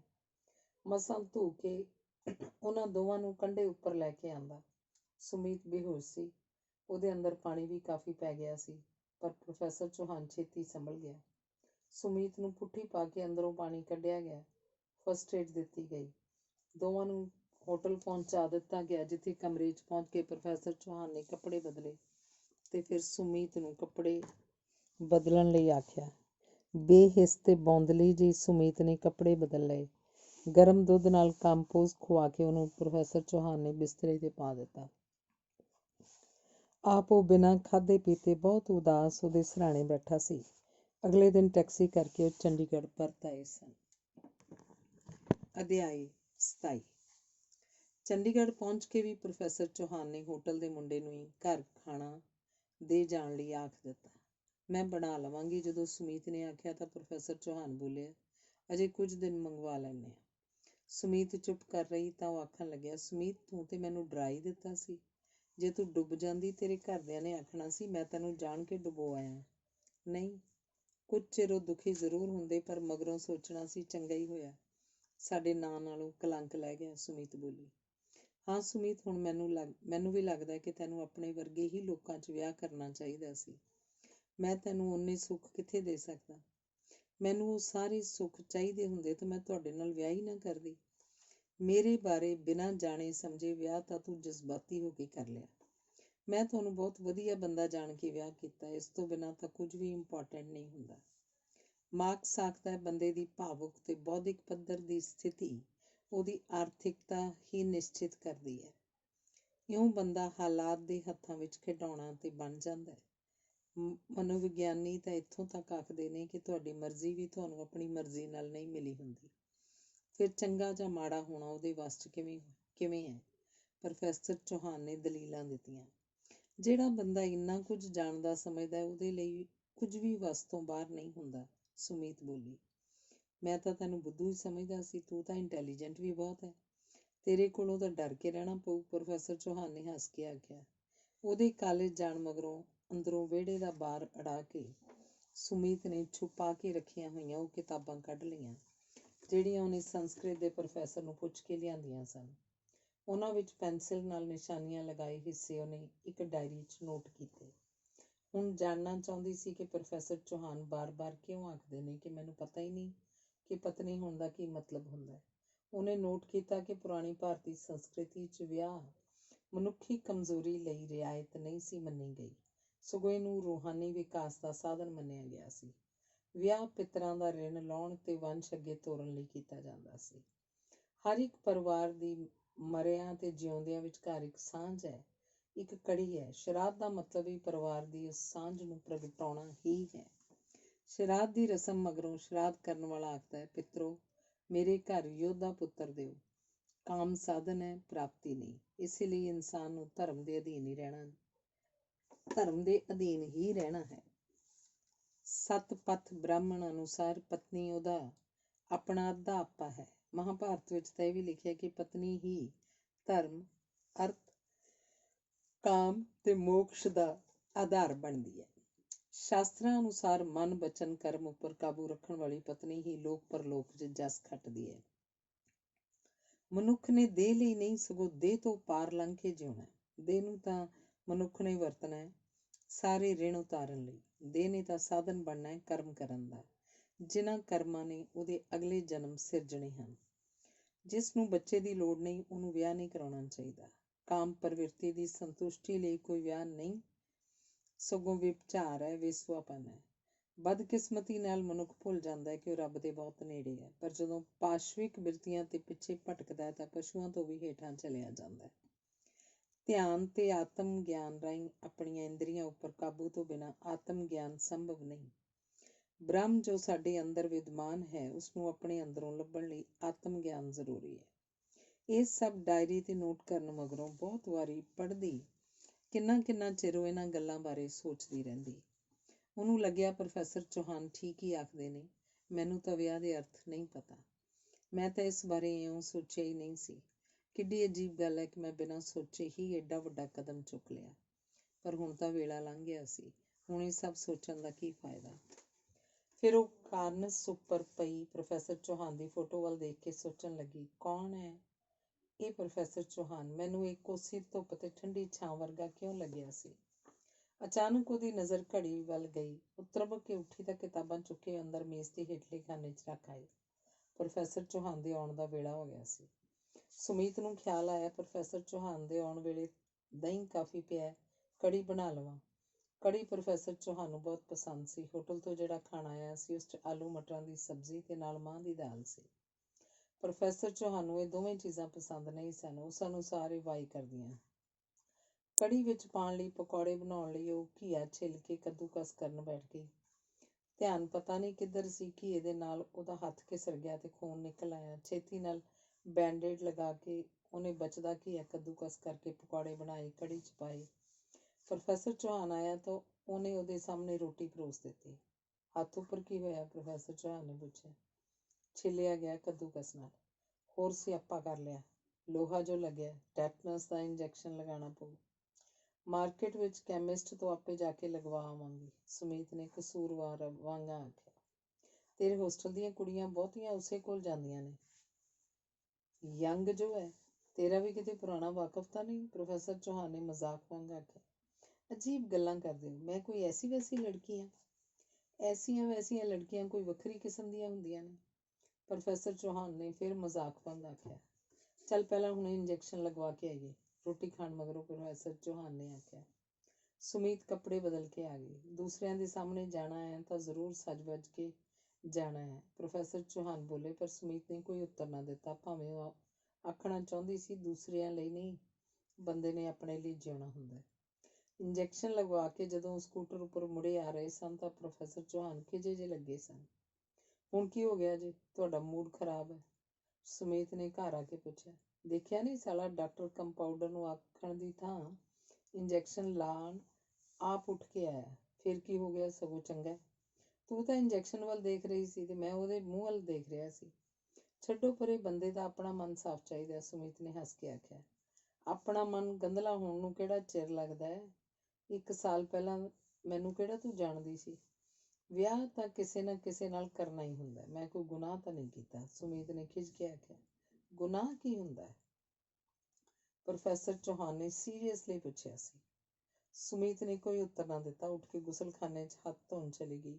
ਉਹਨੇ ਅਜੇ ਰੋਟੀ ਵੀ ਖਾਣੀ ਸੀ। ਹੱਥ ਧੋਂਦੀ ਉਹ ਸੋਚ ਰਹੀ ਸੀ, ਮੈਂ ਕਿਹਨਾਂ ਗੱਲਾਂ 'ਚ ਉਲਝ ਗਈ। ਸੋਚਿਆ ਸੀ ਇਕੱਠੇ ਘੁੰਮਣ ਫਿਰਨ ਜਾਇਆ ਕਰਾਂਗੇ, ਹੋਰ ਸ਼ਹਿਰਾਂ 'ਚ ਚੰਗੀਆਂ ਕਿਤਾਬਾਂ ਪੜ੍ਹਿਆ ਕਰਾਂਗੇ, ਬਹੁਤ ਸੋਹਣੀਆਂ ਚੀਜ਼ਾਂ ਖਰੀਦਿਆ ਕਰਾਂਗੇ, ਕੱਪੜੇ ਵੀ, ਘਰ ਵੀ ਸਜਾਵਾਂਗੇ, ਕਾਰ ਵੀ ਲੈ ਲਾਂਗੇ। ਪਿਆਰੇ 1-2 ਬੱਚੇ ਹੋਣਗੇ, ਗਮਲਿਆਂ 'ਚ ਫੁੱਲ ਖਿੜਿਆ ਕਰਨਗੇ, ਮਿਊਜ਼ਿਕ ਵੱਜਿਆ ਕਰੇਗਾ, ਮੀਂਹ ਵੀ ਪਿਆ ਕਰੇਗਾ, ਬੱਦਲ ਸਾਡੇ ਫਲੈਟ ਉੱਪਰ ਦੀ ਲੰਘਿਆ ਕਰਨਗੇ, ਪੰਛੀ ਸਾਡੀਆਂ ਖਿੜਕੀਆਂ 'ਚ ਆ ਕੇ ਬੈਠੇ ਸਾਨੂੰ ਦੇਖਿਆ ਕਰਨਗੇ। ਬੜੀ ਸ਼ਾਂਤੀ ਹੋਏਗੀ, ਸਕੂਨ ਹੋਏਗਾ। ਇਉਂ ਦਰਿਆ ਉੱਪਰ ਆਪਣੀ ਕਿਸ਼ਤੀ ਹੌਲੀ ਚਲਾਉਂਦੇ ਅਸੀਂ ਜ਼ਿੰਦਗੀ ਪਾਰ ਕਰ ਰਹੇ ਹੋਵਾਂਗੇ। ਪਰ ਇੱਥੇ ਤਾਂ ਹੁਣੇ ਤੱਤੀਆਂ ਲੂਆਂ ਚੱਲਣ ਲੱਗ ਪਈਆਂ ਨੇ। ਰੱਬ ਨੂੰ ਮੀਂਹ ਪਾਉਣ ਦਾ ਜਿਵੇਂ ਚੇਤਾ ਹੀ ਨਹੀਂ ਰਿਹਾ। ਪੰਛੀ ਵੀ ਸਾਰੇ ਪਤਾ ਨਹੀਂ ਕਿੱਧਰ ਨੂੰ ਚਲੇ ਗਏ ਨੇ। ਇਹ ਸਭ ਸੋਚਦਿਆਂ ਉਹਨੂੰ ਬੜੀ ਘੁਟਨ ਮਹਿਸੂਸ ਹੋਈ। ਅੰਦਰ ਜਾ ਕੇ ਫਰਿੱਜ ਵਿੱਚੋਂ ਉਹਨੇ ਬਹੁਤ ਠੰਡਾ ਪਾਣੀ ਪੀਤਾ। ਇੰਨਾ ਠੰਡਾ ਪਾਣੀ ਪੀਣ ਨਾਲ ਗਲਾ ਖਰਾਬ ਹੋ ਜਾਂਦਾ ਹੈ। ਪ੍ਰੋਫੈਸਰ ਚੌਹਾਨ ਨੇ ਜਦੋਂ ਆਖਿਆ ਤਾਂ ਸੁਮੀਤ ਨੇ ਕੋਈ ਉੱਤਰ ਨਾ ਦਿੱਤਾ ਤੇ ਉਹ ਤਮਾੜ ਧੁੱਪੇ ਕੋਠੇ ਉੱਪਰੋਂ ਪਾਏ ਕੱਪੜੇ ਲਾਉਣ ਚਲੀ ਗਈ। ਅਧਿਆਇ 28। ਹੁਣ ਸੁਮੀਤ ਕਾਲਜ ਬਹੁਤ ਘੱਟ ਜਾਂਦੀ ਸੀ। ਕਾਲਜ ਜਾਣ ਨੂੰ ਉਹਦਾ ਮਨ ਹੀ ਨਹੀਂ ਸੀ ਕਰਦਾ। ਅੱਜ ਕਿਰਨ ਵੀ ਕਾਲਜ ਜਾਣ ਦੀ ਥਾਂ ਉਹਨੂੰ ਮਿਲਣ ਆ ਗਈ। ਉਹ ਸਮੀਤ ਲਈ ਬੜਾ ਹੀ ਸੋਹਣਾ ਪੈਨ ਤੇ ਚਿੱਠੀਆਂ ਲਿਖਣ ਵਾਲਾ ਪੈਡ ਵੀ ਲੈ ਕੇ ਆਈ ਸੀ। ਕੀ ਹਾਲ ਹੈ? ਉਹਨੇ ਚਾਹ ਪੀਂਦੀ ਨੇ ਪੁੱਛਿਆ। ਠੀਕ ਹੈ, ਸਮੀਤ ਬੋਲੀ। ਸੁਣਿਆ ਸੀ ਵਿਆਹ ਤੋਂ ਮਗਰੋਂ ਕੁੜੀਆਂ ਬਦਲ ਜਾਂਦੀਆਂ ਨੇ, ਪਰ ਤੂੰ ਤੇ ਕਮਾਲ ਹੀ ਕਰ ਦਿੱਤੀ ਹੈ। ਪਹਿਲਾਂ ਵਾਲੀ ਤਾਂ ਤੂੰ ਸਮੀਤ ਹੀ ਨਹੀਂ, ਤੂੰ ਤਾਂ ਫੁੱਲ ਵਾਂਗ ਖਿੜੀ ਰਹਿਣ ਵਾਲੀ ਲੜਕੀ ਸੀ। ਲੱਗਦਾ ਪ੍ਰੋਫੈਸਰ ਚੌਹਾਨ ਹਨ ਬੜੇ ਕਮਾਲ ਦੇ ਬੰਦੇ, ਹਰ ਗੱਲ ਸੋਚ ਸਮਝ ਕੇ ਕਰਨ ਵਾਲੇ, ਧੀਮੇ ਸੁਭਾਅ ਤੇ ਸਾਊ ਜਿਹੇ ਤੇ ਸਭ ਨੂੰ ਚੰਗੇ ਲੱਗਣ ਵਾਲੇ। ਉਂਝ ਤਾਂ ਤੂੰ ਲੱਕੀ ਹੈ ਸਮੀਤ, ਇੱਕੋ ਸਾਹ ਕਿਰਨ ਕਿੰਨਾ ਹੀ ਕੁਝ ਆਖਦੀ। ਹੋਰ ਸਭ ਦਾ ਕੀ ਹਾਲ ਹੈ? ਸਮੀਤ ਨੇ ਪੁੱਛਿਆ। ਸਾਰੇ ਤੈਨੂੰ ਮਿਸ ਕਰਦੇ ਨੇ, ਤੂੰ ਆ ਜਾਇਆ ਕਰ ਨਾ ਕਾਲਜ, ਐਗਜ਼ਾਮ ਤਾਂ ਦੇਣਾ ਹੀ ਹੈ ਨਾ। ਦੇਖੋ, ਸਮੀਤ ਨੇ ਇੰਨਾ ਹੀ ਆਖਿਆ। ਇੰਨਾ ਹੀ ਥੋੜ੍ਹੇ ਆਪਣੇ ਆਪ ਨੂੰ ਮਾਰ ਲਈਦਾ, ਆਦਮੀਆਂ ਦਾ ਤਾਂ ਇਹ ਤਰੀਕਾ ਹੀ ਹੁੰਦਾ, ਜਿੰਨਾ ਡਰਨ ਲੱਗ ਜਾਓ ਓਨਾ ਹੀ ਡਰਾਈ ਜਾਂਦੇ ਨੇ। ਫਿਰ ਅਸੀਂ ਪੁੱਛਿਆ ਸੀ ਇੱਕ ਦਿਨ ਜਮਾਤ 'ਚ ਪ੍ਰੋਫੈਸਰ ਚੌਹਾਨ ਨੂੰ ਕਿ ਹੁਣ ਸਮੀਤ ਕਿਉਂ ਨਹੀਂ ਆਉਂਦੀ ਕਾਲਜ। ਬੜਾ ਭੋਲਾ ਜਿਹਾ ਮੂੰਹ ਬਣਾ ਕੇ ਆਖਣ ਲੱਗੇ, ਉਹਦੀ ਮਰਜ਼ੀ, ਮੈਂ ਕੀ ਕਹਿ ਸਕਦਾ। ਮਹੇਸ਼ਿੰਦਰ ਨੇ ਆਖਿਆ, ਇਹ ਸਭ ਕਹਿਣ ਦੀਆਂ ਗੱਲਾਂ ਨੇ ਸਰ, ਘਰ 'ਚ ਹੁਕਮ ਤਾਂ ਤੁਹਾਡਾ ਹੀ ਚੱਲਦਾ ਹੋਏਗਾ, ਘਰ ਦੇ ਮਾਲਕ ਜੋ ਹੋਏ। ਇਹ ਸੁਣ ਕੇ ਪ੍ਰੋਫੈਸਰ ਚੌਹਾਨ ਨੇ ਜ਼ਰਾ ਹੱਸ ਕੇ ਆਖਿਆ, ਨਹੀਂ ਭਾਈ, ਘਰ 'ਚ ਹੁਕਮ ਘਰ ਦੀ ਮਾਲਕਣ ਦਾ ਚੱਲਦਾ ਹੁੰਦਾ, ਅਸੀਂ ਤਾਂ ਹੋਏ ਦਿਹਾੜੀਦਾਰ ਬੰਦੇ, ਦਿਹਾੜੀ ਕਰਕੇ ਜੋ ਕੁਝ ਕਮਾਈਏ ਮਹੀਨੇ ਪਿੱਛੋਂ ਮਾਲਕਣ ਦੇ ਅੱਗੇ ਲਿਜਾ ਧਰੀਦਾ। ਇਹ ਸੁਣ ਕੇ ਸਾਰੇ ਹੱਸ ਪਏ। ਕਿਰਨ ਦੱਸਦੀ ਸੀ, ਇਹ ਪ੍ਰੋਫੈਸਰ ਲੋਕ ਗੱਲਾਂ 'ਚ ਨਹੀਂ ਕਿਸੇ ਨੂੰ ਵਾਰੇ ਆਉਣ ਦਿੰਦੇ। ਸਮੀਤ ਨੇ ਬਸ ਇੰਨਾ ਹੀ ਆਖਿਆ। ਫਿਰ ਉੱਠਦੀ ਬੋਲੀ, ਮੈਂ ਸਬਜ਼ੀ ਫੜ ਲਿਆਵਾਂ, ਨਾਲੇ ਤੇਰੇ ਕੋਲ ਬੈਠ ਕੇ ਕੱਟ ਲਵਾਂਗੀ। ਸਬਜ਼ੀ ਲੈ ਕੇ ਆਉਣ ਤੋਂ ਪਹਿਲਾਂ ਗੁਸਲਖਾਨੇ ਵਿੱਚੋਂ ਧੋਤੇ ਹੋਏ ਕੱਪੜੇ ਚੁੱਕ ਕੇ ਸੁੱਕਣੇ ਪਾਉਣ ਲੱਗ ਪਈ। ਕੱਪੜਿਆਂ ਲਈ ਮਸ਼ੀਨ ਲੈ ਲੈਣੀ ਸੀ, ਸੌਖਾ ਰਹਿੰਦਾ। ਤੇ ਫਿਰ ਆਪ ਹੀ ਬੋਲੀ, ਦੂਜੀ ਤਰ੍ਹਾਂ ਵਿਆਹ ਕਰਵਾਉਂਦੀ ਤਾਂ ਸਾਰਾ ਕੁਝ ਦਾਜ 'ਚ ਹੀ ਮਿਲ ਜਾਣਾ ਸੀ। ਟੀਵੀ ਵੀ ਨਿੱਕਾ ਜਿਹਾ ਹੀ ਹੈ ਅਜੇ ਤੇ ਤੁਹਾਡੇ ਕੋਲ ਤਾਂ। ਮਾਈ ਧੋਂਦੀ ਸੀ ਕੱਪੜੇ ਤਾਂ, ਪਰ ਉਹ ਸਵਾਰ ਕੇ ਨਹੀਂ ਸੀ ਧੋਂਦੀ, ਇਹ ਪਾਉਣ ਵੇਲੇ ਖਿੱਚਦੇ। ਮੈਂ ਸੋਚਿਆ ਇਸ ਨਾਲੋਂ ਤਾਂ ਮੈਂ ਆਪ ਹੀ ਧੋ ਲਿਆ ਕਰਾਂਗੀ, ਖਾਣਾ ਵੀ ਆਪ ਹੀ ਬਣਾਉਣੀ, 2 ਜਣਿਆਂ ਦਾ ਸਾਰਾ ਬਣਾਉਣਾ ਹੁੰਦਾ। ਰੱਖਿਆ ਸੀ ਕੁਝ ਚਿਰ ਇੱਕ ਪਹਾੜੀਆ, ਉਹਨਾਂ ਕੁਝ ਅਸੀਂ ਦੋਵੇਂ ਨਹੀਂ ਸੀ ਖਾਂਦੇ ਜਿੰਨੀ ਉਹਦੀ ਇਕੱਲੇ ਦੀ ਖੁਰਾਕ ਸੀ। ਨਾਲੇ ਚੋਰੀਆਂ ਦੁੱਧ ਪੀ ਕੇ ਵਿੱਚ ਪਾਣੀ ਪਾ ਛੱਡਦਾ ਸੀ। ਕਈ ਨਿੱਕੀਆਂ ਮੋਟੀਆਂ ਚੀਜ਼ਾਂ ਵੀ ਗੁੰਮ ਹੋਣ ਲੱਗ ਪਈਆਂ ਸੀ, ਸੋ ਇਹਨਾਂ ਨੇ ਖਿੱਚ ਕੇ ਹਟਾ ਦਿੱਤਾ। ਸਮੀਤ ਨੇ ਦੱਸਿਆ, ਪਾਰਟ ਟਾਈਮ ਮਾਈ ਲਾ ਲੈਣੀ ਸੀ ਕੋਈ। ਕਿਰਨ ਸਮੀਤ ਦੇ ਕੰਮਾਂ ਦਾ ਬੋਝ ਮਹਿਸੂਸ ਕਰਦੀ ਬੋਲੀ, ਆਉਂਦੀ ਹੈ ਮਾਈ ਭਾਂਡੇ ਮਾਂਜਣ ਤੇ ਝਾੜੂ ਪੋਚਾ ਕਰਨ। ਭਾਂਡੇ ਮਾਂਜਣ ਵਾਲਾ ਕੰਮ ਸਭ ਤੋਂ ਔਖਾ ਹੈ, 2 ਦਿਨਾਂ 'ਚ ਹੱਥ ਖਰਾਬ ਹੋ ਜਾਂਦੇ ਨੇ। ਕਿਰਨ ਬੋਲੀ, ਇੱਕ ਦਿਨ ਗੁਰਨਾਮੋ ਆਈ ਨਹੀਂ, ਭਾਂਡੇ ਆਥਣ ਤੀਕ ਪਏ ਰਹੇ। ਸੋਚਿਆ 1-2 ਪਲੇਟਾਂ ਧੋ ਲਵਾਂਗੀ। ਮੈਂ ਗੁਸਲਖਾਨੇ 'ਚ ਸੀ, ਇਹਨਾਂ ਨੇ ਰਸੋਈ ਦਾ ਬਾਹਰ ਬੰਦ ਕਰਕੇ ਸਾਰੇ ਭਾਂਡੇ ਮਾਂਜ ਧੋ ਕੇ ਰੱਖ ਦਿੱਤੇ। ਮੈਨੂੰ ਦੇਖ ਕੇ ਬੜਾ ਅਜੀਬ ਲੱਗਿਆ। ਆਖਣ ਲੱਗੇ, ਰਾਣੀ ਆਪਣੇ ਪੈਰ ਧੋਂਦੀ ਗੋਲੀ ਨੂੰ ਗੋਲੀ ਨਹੀਂ ਅਖਵਾਉਂਦੀ। ਹੁਣ ਮੈਂ ਸੋਚਦੀ ਹਾਂ ਇੰਨੀਆਂ ਗੱਲਾਂ ਅਖਵਾਉਣ ਨਾਲੋਂ ਚੰਗਾ ਮੌਕਾ ਹੀ ਨਾ ਦਿਓ ਕੁਝ ਆਖਣ ਦਾ। ਮੇਰਾ ਤਾਂ ਖਿਆਲ ਸੀ ਸੁਮੀਤ ਪ੍ਰੋਫੈਸਰ ਚੌਹਾਨ ਦੇ ਜਿਵੇਂ ਮੂੰਹ 'ਚ ਬੋਲ ਹੀ ਨਹੀਂ। ਅਸਲ 'ਚ ਬੰਦਿਆਂ ਦੇ ਕਈ ਰੂਪ ਹੁੰਦੇ ਨੇ। ਕਿਰਨ, ਤੂੰ ਖੁਸ਼ ਤਾਂ ਹੈ ਸੁਮੀਤ? ਕਿਰਨ ਨੇ ਤੋਹਫ਼ੇ ਨਾਲ ਪੁੱਛਿਆ। ਮੈਂ ਤਾਂ ਹੁਣ ਸੋਚਣ ਦੀ ਕੋਸ਼ਿਸ਼ ਹੀ ਨਹੀਂ ਕਰਦੀ ਕਿ ਖੁਸ਼ ਹਾਂ ਕਿ ਨਹੀਂ। ਅਸਲ 'ਚ ਤਾਂ ਜਿਵੇਂ ਯਾਦ ਜਿਹਾ ਹੀ ਨਹੀਂ ਰਿਹਾ ਕਿ ਖੁਸ਼ ਹੋਣਾ ਕੀ ਹੁੰਦਾ, ਉਦਾਸ ਹੋਣਾ ਕੀ ਹੁੰਦਾ। ਮੈਂ ਤਾਂ ਸਾਰਾ ਦਿਨ ਕੰਮ ਕਰਦੀ ਰਹਿੰਦੀ ਹਾਂ, ਆਪਣੇ ਆਪ ਲਈ ਵਕਤ ਹੀ ਨਹੀਂ ਮਿਲਦਾ। ਸਮੀਤ ਨੇ ਖੋਈ ਨੇ ਆਖਿਆ। ਕੀ ਕੰਮ ਕਰਦੀ ਰਹਿੰਦੀ ਹੈ? ਕਿਰਨ ਪੁੱਛ ਰਹੀ ਸੀ। ਕੋਈ ਖਾਸ ਨਹੀਂ, ਸਵੇਰੇ ਬ੍ਰੇਕਫਾਸਟ ਬਣਾ ਲਿਆ, ਘਰ ਦੀ ਝਾੜ ਪੂੰਝ ਕਰ ਲਈ, ਦੁਪਹਿਰੇ ਰੋਟੀ ਬਣਾ ਲਈ, ਫਿਰ ਸ਼ਾਮ ਦੀ ਚਾਹ ਤੇ ਰਾਤ ਦੀ ਰੋਟੀ ਵਿੱਚ ਨਹਾ ਧੋ ਲਿਆ, ਕੱਪੜੇ ਪ੍ਰੈਸ ਕਰ ਲਏ, ਬਹੁਤ ਕੀਤਾ। ਕੋਈ ਸੀਰੀਅਲ ਦੇਖ ਲਿਆ, ਜੇ ਪ੍ਰੋਫੈਸਰ ਘਰ ਨਹੀਂ ਤਾਂ ਕਦੇ ਕਦਾਈ ਫਲੈਟ ਦੀ ਬਾਰੀ 'ਚ ਖੜੀ ਹੋ ਕੇ ਦੂਰ ਵਗਦੀ ਸੜਕ ਤੇ ਕੰਨੀ ਵੇਖਦੀ ਰਹੀ। ਸੁਮੀਤ, ਕੀ ਤੂੰ ਸਮਝਦੀ ਹੈ ਕਿ ਲਵ ਮੈਰਿਜ ਹਰ ਕੀਮਤ ਉੱਪਰ ਠੀਕ ਹੁੰਦੀ ਹੈ? ਲਵ ਮੈਰਿਜ ਵੀ ਹੁੰਦੀ ਤਾਂ ਮੈਰਿਜ ਹੀ ਹੈ, ਸਿਰਫ ਕਰਵਾਉਣ ਦਾ ਢੰਗ ਹੀ ਅਲੱਗ ਹੁੰਦਾ। ਸਮੀਤ ਬੋਲੀ, ਫਿਰ ਕਾਹਦੇ ਲਈ ਐਡੇ ਸਿਆਪੇ 'ਚ ਪਿਆ ਜਾਵੇ? ਪਰ ਇਸ ਗੱਲ ਦੀ ਸਮਝ ਵਿਆਹ ਕਰਾਉਣ ਤੋਂ ਮਗਰੋਂ ਆਉਂਦੀ ਹੈ, ਸਮੀਤ ਨੇ ਦੱਸਿਆ। ਅੱਛਾ, ਫਿਰ ਮੈਂ ਚੱਲਾਂ?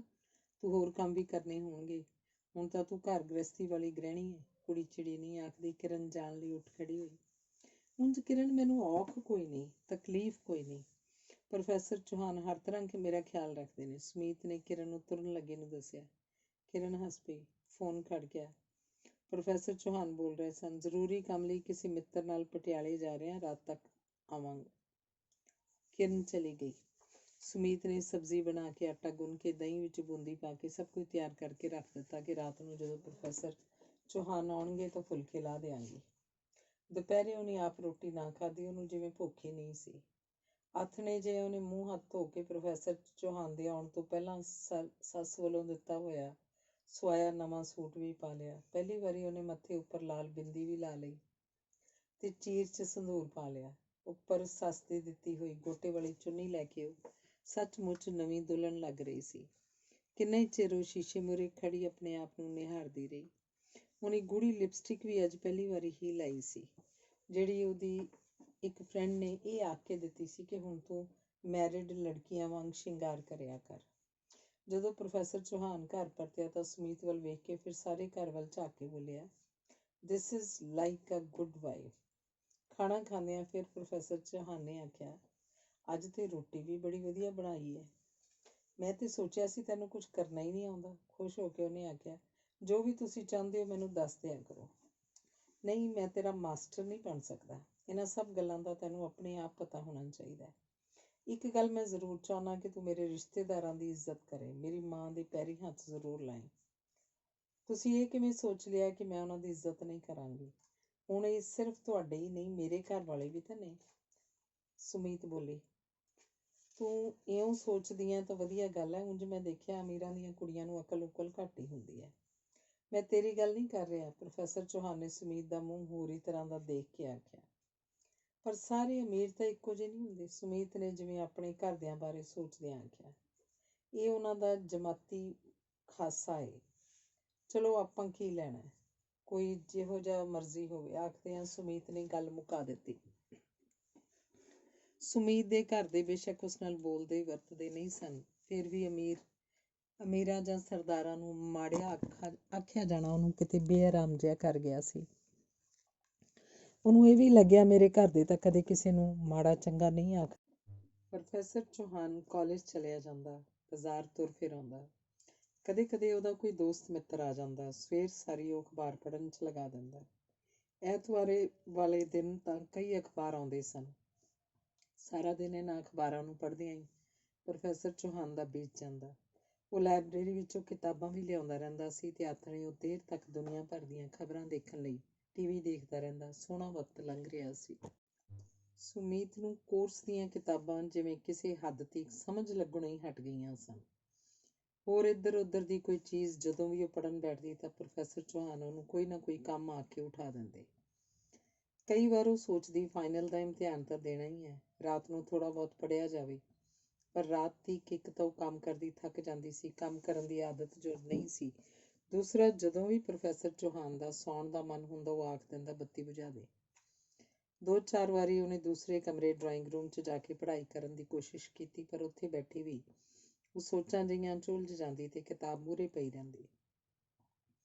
ਫਿਰ ਉਹ ਸੋਚਦੀ, ਇਮਤਿਹਾਨ ਨਹੀਂ ਦਿੱਤਾ ਜਾਊਗਾ ਤਾਂ ਨਾ ਸਹੀ, ਜ਼ਰੂਰੀ ਤਾਂ ਨਹੀਂ ਕਿ ਘਰ ਦੀ ਔਰਤ ਵੀ ਬਾਹਰ ਨੌਕਰੀ ਕਰੇ। ਉਂਝ ਵੀ ਪ੍ਰੋਫੈਸਰ ਚੌਹਾਨ ਬਾਹਰ ਕੰਮ ਕਰਨ ਵਾਲੀਆਂ ਔਰਤਾਂ ਦੀ ਕਿਸੇ ਕਹਾਣੀਆਂ ਬਾਰੇ ਬੋਲਦੇ ਰਹਿੰਦੇ ਸਨ। ਪ੍ਰੋਫੈਸਰ ਚੌਹਾਨ ਦਾ ਵੀ ਬਹੁਤੇ ਲੋਕਾਂ ਵਾਂਗ ਇਹੀ ਖਿਆਲ ਸੀ ਕਿ ਆਪ ਕਮਾਉਣ ਵਾਲੀਆਂ ਔਰਤਾਂ ਦੇ ਘਰ ਪਰਿਵਾਰ ਸੁਖੀ ਨਹੀਂ ਰਹਿ ਸਕਦੇ। ਕਾਲਜ ਵਿੱਚ ਛੁੱਟੀਆਂ ਹੋ ਗਈਆਂ ਤਾਂ ਸੁਮੀਤ ਨੇ ਆਪ ਪ੍ਰੋਫੈਸਰ ਚੌਹਾਨ ਨੂੰ ਪਿੰਡ ਚੱਲਣ ਲਈ ਆਖਿਆ। ਜੀ ਤਾਂ ਉਹਦਾ ਆਪਣੇ ਘਰਦਿਆਂ ਨੂੰ ਮਿਲਣ ਨੂੰ ਕਰਦਾ ਸੀ, ਪਰ ਉੱਥੇ ਆਪਣੇ ਪਿੰਡ ਤਾਂ ਉਹ ਜਾ ਨਹੀਂ ਸਕਦੇ। ਕਦੇ ਕਦੇ ਤਾਂ ਉਹਦਾ ਮਨ ਕਰਦਾ, ਚਲੋ ਚਲੇ ਜਾਂਦੇ ਹਾਂ, ਦੇਖੀ ਜਾਊਗੀ, ਆਖਰ ਕੀ ਆਖ ਦੇਣਗੇ। ਪਰ ਫਿਰ ਉਹਨੂੰ ਲੱਗਦਾ, ਮੇਰਾ ਤਾਂ ਕੋਈ ਨਹੀਂ। ਪ੍ਰੋਫੈਸਰ ਚੌਹਾਨ ਨੂੰ ਜੇ ਕਿਸੇ ਨੇ ਉੱਚਾ ਬੋਲ ਦਿੱਤਾ, ਇਹ ਠੀਕ ਨਹੀਂ ਹੋਏਗਾ। ਪ੍ਰੋਫੈਸਰ ਚੌਹਾਨ ਸੱਚੀ ਜਾਣ ਲਈ ਤਿਆਰ ਹੋ ਗਿਆ ਤਾਂ ਸੁਮੀਤ ਨੇ ਪੁੱਛਿਆ, ਆਪਾਂ ਉੱਥੇ ਕਿੰਨੇ ਕੁ ਦਿਨ ਰਹਾਂਗੇ? ਦੇਖਾਂਗੇ। ਜਦੋਂ ਪ੍ਰੋਫੈਸਰ ਚੌਹਾਨ ਨੇ ਆਖਿਆ ਤਾਂ ਸੁਮੀਤ ਚੁੱਪ ਕਰ ਗਈ। ਆਖਰ ਉਹ ਪ੍ਰੋਫੈਸਰ ਚੌਹਾਨ ਦੇ ਪਿੰਡ ਉਹਦੇ ਘਰ ਜਾ ਰਹੀ ਸੀ, ਆਪਣੇ ਤਾਂ ਨਹੀਂ। ਉਹਨੇ ਚੁੱਪਚਾਪ ਕੱਪੜੇ ਅਟੈਚੀ ਕੇਸ 'ਚ ਪਾ ਲਏ, ਨਾਲ ਓਡੋਮਾਸ ਦੀ ਟਿਊਬ ਵੀ ਰੱਖ ਲਈ। ਉੱਥੇ ਮੱਛਰ ਜੋ ਬਹੁਤ ਸਨ। ਕੀ ਹੋਇਆ? ਪ੍ਰੋਫੈਸਰ ਚੌਹਾਨ ਨੇ ਪੁੱਛਿਆ। ਮੈਂ ਤਾਂ ਕੁਝ ਨਹੀਂ ਆਖਿਆ, ਸੁਮੀਤ ਬੋਲੀ। ਸਭ ਗੱਲਾਂ ਬੋਲ ਕੇ ਤਾਂ ਨਹੀਂ ਆਖੀਆਂ ਜਾਂਦੀਆਂ, ਆਪਣੀ ਸ਼ਕਲ ਦੇਖ ਜ਼ਰਾ ਸ਼ੀਸ਼ੇ 'ਚ ਜਾ ਕੇ। ਸੁਮੀਤ ਪ੍ਰੋਫੈਸਰ ਚੌਹਾਨ ਨੂੰ ਕਿਵੇਂ ਦੱਸਦੀ ਕਿ ਉਹਦੇ ਘਰਦਿਆਂ ਬਾਰੇ ਨਹੀਂ, ਆਪਣੇ ਘਰਦਿਆਂ ਬਾਰੇ ਸੋਚ ਰਹੀ ਸੀ। ਉਹਨਾਂ ਦੇ ਤਾਂ ਉਹ ਜ਼ਿਕਰ ਤੋਂ ਹੀ ਚਿੜਦਾ ਸੀ। ਉਹ ਸਕੂਟਰ ਉੱਪਰ ਹੀ ਪਿੰਡ ਗਏ। ਅਟੈਚੀ ਕੇਸ ਸੁਮੀਤ ਨੇ ਪਿੱਛੇ ਮਸਾਂ ਫੜ ਕੇ ਰੱਖਿਆ। ਪਿੰਡ ਪਹੁੰਚੇ ਤਾਂ ਬੀਹੀ ਵੜਨ ਤੋਂ ਪਹਿਲਾਂ ਹੀ ਪ੍ਰੋਫੈਸਰ ਚੌਹਾਨ ਨੇ ਸਕੂਟਰ ਰੋਕ ਲਿਆ, ਅਟੈਚੀ ਕੇਸ ਫੜ ਕੇ ਅੱਗੇ ਰੱਖ ਲਿਆ ਤੇ ਬੋਲਿਆ, ਇੱਥੋਂ ਤੁਰ ਕੇ ਚੱਲਦੇ ਹਾਂ, ਤੂੰ ਚੁੰਨੀ ਸਿਰ ਉੱਪਰ ਸੁਆਰ ਕੇ ਲੈ ਲੈ। ਪ੍ਰੋਫੈਸਰ ਚੌਹਾਨ ਦੇ ਮਗਰ ਤੁਰੀ ਜਾਂਦੀ ਨਹੀਂ, ਸੁਮੀਤ ਨੇ ਚੁੰਨੀ ਮੱਥੇ ਤੱਕ ਕਰਕੇ ਲੈ ਲਈ। ਅਗਾਂਹ ਗਏ ਤਾਂ ਇੱਕ ਘਰ ਦੇ ਮੂਹਰੇ ਚੌਂਪਰੇ ਉੱਪਰ ਭੁੰਜੇ ਲੀੜਾ ਵਿਛਾਈ ਕੁਝ ਲੋਕ ਬੈਠੇ ਸਨ। ਉਹਨਾਂ ਵਿੱਚ ਪ੍ਰੋਫੈਸਰ ਚੌਹਾਨ ਦਾ ਤਾਇਆ ਵੀ ਸੀ। ਪ੍ਰੋਫੈਸਰ ਚੌਹਾਨ ਨੇ ਸਕੂਟਰ ਰੋਕ ਲਿਆ ਤੇ ਸਟੈਂਡ ਉੱਪਰ ਲਾ ਕੇ ਜਾ ਕੇ ਆਪਣੇ ਤਾਏ ਦੇ ਪੈਰੀਂ ਹੱਥ ਲਾਏ। ਮਗਰ ਸੁਮੀਤ ਨੇ ਵੀ ਪ੍ਰੋਫੈਸਰ ਚੌਹਾਨ ਦੇ ਤਾਏ ਨੂੰ ਮੱਥਾ ਟੇਕਿਆ ਤੇ ਬਾਕੀ ਦੇ ਬੁੜਿਆਂ ਦੇ ਵੀ ਪੈਰੀਂ ਹੱਥ ਲਾਏ। ਲੈਕ ਹੈ ਭਾਈ ਲੜਕੀ, ਵੱਡੇ ਘਰ ਦੀ ਧੀ ਹੋ ਕੇ ਵੀ ਸਹੁਰੀ 'ਚ ਕਿੰਨੀ ਨਿਮਰਤਾ ਹੈ। ਉਹਨਾਂ ਦੇ ਜਾਣ ਮਗਰੋਂ ਇੱਕ ਬੁੜੇ ਨੇ ਆਖਿਆ, ਇਹਨੂੰ ਤਾਂ ਇਸ ਦੇ ਘਰਦਿਆਂ ਨੂੰ ਪਤਾ ਹੈ ਆਪਣੇ ਬਾਰੇ।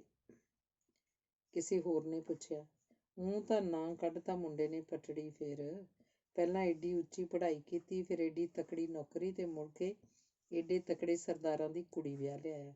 ਉਹਨਾਂ ਦੇ ਦੂਰ ਲੰਘ ਜਾਣ ਮਗਰੋਂ ਤਾਇਆ ਉਹਦਾ ਹੁੱਬ ਕੇ ਬੋਲਿਆ, ਮਖਾਂ ਆਪਣੇ ਸਰਦਾਰਾਂ ਦੇ ਤਾਂ 100 ਘੜਾ ਪਾਣੀ ਪੈ ਗਿਆ ਹੋਊ। ਸੁਣ ਕੇ ਬੁੜੇ ਨੇ ਧਰਤੀ ਤੋਂ ਜਾਣੀ ਗਿੱਠ ਉੱਚਾ ਹੋ ਕੇ ਆਖਿਆ, ਭਾਗ ਹੁੰਦੇ ਨੇ ਬੰਦੇ ਦੇ। ਆਖਦਾ ਪ੍ਰੋਫੈਸਰ ਚੌਹਾਨ ਦਾ ਤਾਇਆ ਘਰ ਜਾਣ ਲਈ ਉੱਠ ਖੜਾ ਹੋਇਆ। ਉਂਝ ਵੀ ਇੱਥੇ ਲੋਕ ਜੈਲੇ ਕਿ ਬੁੜੀ ਦਾ ਅਫਸੋਸ ਕਰਨ ਘੱਟ ਤੇ ਗੱਲਾਂ ਬਾਤਾਂ ਵੱਧ ਕਰਨ ਆਉਂਦੇ ਸਨ। ਊਂ ਸਹੁਰੀ ਨੇ ਹਿੰਮਤ ਖਰੀ ਕੀਤੀ। ਆਖਦੇ ਨੇ ਕਚਹਿਰੀ 'ਚ ਵਿਆਹ ਕਰਵਾ ਲਿਆ, ਘਰਦਿਆਂ ਤੋਂ ਪਰਵਾਰੀ ਹੋ ਕੇ। ਨਾ ਸ਼ਰੀਕਾ ਕਬੀਲਾ ਸੱਦਣਾ ਪਿਆ, ਨਾ ਵਾਜੇ ਗਾਜੇ, ਨਾ ਕੋਈ ਜੰਨ ਚੜੀ, ਤੇ ਮੁੰਡਾ ਮੂਨ ਅਰਗੀ ਸਰਦਾਰਾਂ ਦੀ ਕੁੜੀ ਵਿਆਹ ਲਿਆਇਆ। ਜਿਉਣਾ ਬੁੜਾ ਬੋਲਿਆ, ਓਏ ਤਾਇਆ, ਹੋ ਸਕਦਾ ਆਪਣਾ ਮੁੰਡਾ ਵੀ ਕਿਸੇ ਸਰਦਾਰ ਦਾ ਹੀ ਤੁਖਮ ਹੋਵੇ। ਦਾਰੇ ਨੇ ਮਸ਼ਕਰੀ ਕਰਨ ਵਾਂਗ ਆਖਿਆ, ਉਹ ਦਾਰਿਆ, ਤੁਖਮ ਕਿਸੇ ਦਾ ਵੀ ਹੋਵੇ, ਪੁੱਤ ਤਾਂ ਸੱਜਣ ਦਾ ਹੀ ਵੱਜਦਾ ਹੈ। ਨਾਲੇ ਆਪਾਂ ਕਾਹਨੂੰ ਜਾਬਾਂ ਦਾ ਭੇੜ ਕਰਨਾ। ਸਾਡੀ ਤਾਂ ਸਗੋਂ ਟੰਗ ਉੱਤੇ ਹੈ ਵੀ ਸਾਡਾ ਮੁੰਡਾ ਸਰਦਾਰਾਂ ਦੀ ਧੀ ਵਿਆਹ ਲਿਆਇਆ। ਊਂ ਇੱਕ ਵਾਰੀ ਤੀ ਲੱਜਤ ਆ ਗਈ ਚਾਚਾ। ਇਹ ਸਰਦਾਰ ਲੋਕ ਸਾਡੀਆਂ ਧੀਆਂ ਭੈਣਾਂ ਨੂੰ ਧੀਆਂ ਭੈਣਾਂ ਹੀ ਨਹੀਂ ਸਮਝਦੇ। ਸਾਡੇ ਗਰੀਬਾਂ ਦੀ ਤਾਂ ਜਿਵੇਂ ਕੋਈ ਇੱਜ਼ਤ ਹੀ ਨਾ ਹੋਵੇ। ਪਰ ਭਤੀਜ ਕਰੇ ਕੋਈ ਤੇ ਭਰੇ ਕੋਈ, ਇਹ ਗੱਲ ਵੀ ਤਾਂ ਚੰਗੀ ਨਹੀਂ। ਨਾਲੇ ਪੰਜੇ ਉਂਗਲਾਂ ਇਕਸਾਰ ਨਹੀਂ ਹੁੰਦੀਆਂ। ਵਿੱਚ ਸਰਦਾਰ ਚੰਗੇ ਵੀ ਬਥੇਰੇ ਨੇ। ਹੁਣ ਤੂੰ ਆਪ ਦੇਖ ਲੈ, ਨਵੇਂ ਪਿੰਡ ਵਾਲਾ ਸਰਦਾਰ ਬਸੰਤ ਸਿੰਘ ਕਿੰਨਾ ਚੰਗਾ, ਗਰੀਬ ਗੁਰਬੇ ਦੇ ਹੱਕ ਨੂੰ। ਹੋ ਸਕਦਾ ਹੈ ਇਹ ਸਹੁਰੀ ਵੀ ਕਿਸੇ ਚੰਗੇ ਘਰ ਦੀ ਹੋਵੇ। ਓਏ ਰੱਬ ਕੁੱਤਾ ਤਾਂ ਨਹੀਂ ਵੀ ਉਦੋਂ ਹੀ ਟੰਗ ਫੜ ਲੇ। ਉਹਦੇ ਘਰ ਦੇਰ ਹੈ, ਅੰਧੇਰ ਨਹੀਂ। ਭੋਲੀ ਦੀ ਮੌਤ। ਚੱਲ ਛੱਡ ਚਾਚਾ, ਅਸਲੀ ਗੱਲ ਤਾਂ ਆਪਾਂ ਨੂੰ ਵੀ ਕੀ ਪਤਾ। ਆਖਦੇ ਕਰਤਾਰੇ ਨੇ ਆਖ ਕੇ ਗੱਲ ਮੁਕਾਤੀ। ਲੈ ਹੈ ਚਾਚਾ, ਇਹ ਗੱਲ ਤਾਂ ਹੁਣ ਸਾਰਾ ਜੱਗ ਜਾਣਦਾ ਵੀ ਕੱਖ ਲੈਣ ਗਈ ਕੁੜੀ ਨਾਲ ਮੂੰਹ ਕਾਲਾ ਕੀਤਾ ਗਿਆ ਸੀ, ਤੇ ਕੁੜੀ ਵਿਚਾਰੀ ਸੀ ਗਊ। ਉਹਨੇ ਉਸੇ ਰਾਤ ਖੂਹ 'ਚ ਛਾਲ ਮਾਰ ਦਿੱਤੀ। ਮਗਰੋਂ ਡਰਦੇ ਮਾਰੇ ਲੋਕ ਜੋ ਮਰਜ਼ੀ ਆਖੀ ਜਾਣ, ਦਾਰਾ ਆਖ ਰਿਹਾ ਸੀ, ਓਏ ਛੱਡੋ ਪਰੇ ਹੋਈਆਂ ਬੀਤੀਆਂ ਗੱਲਾਂ। ਨਾਲੇ ਇਹ ਸਭ ਸੁਣੀਆਂ ਸੁਣਾਈਆਂ ਨੇ, ਆਪਾਂ ਕਿਹੜੀ ਕੁਛ ਅੱਖੀ ਦੇਖਿਆ। ਆਪਾਂ ਕਾਹਨੂੰ ਮਗਜੌਲੀ ਮਾਰੀ ਜਾਂਦੇ ਆ, ਦਾਰਾ ਆਖ ਰਿਹਾ ਸੀ। ਪਿੰਡ ਆਇਆਂ ਨੂੰ ਅਜੇ ਦੂਜਾ ਦਿਨ ਸੀ ਕਿ ਸੁਮੀਤ ਨੂੰ ਬੁਖਾਰ ਚੜ੍ਹ ਗਿਆ। ਨਾਲ ਹੀ ਉਲਟੀਆਂ ਵੀ ਆ ਰਹੀਆਂ ਸਨ।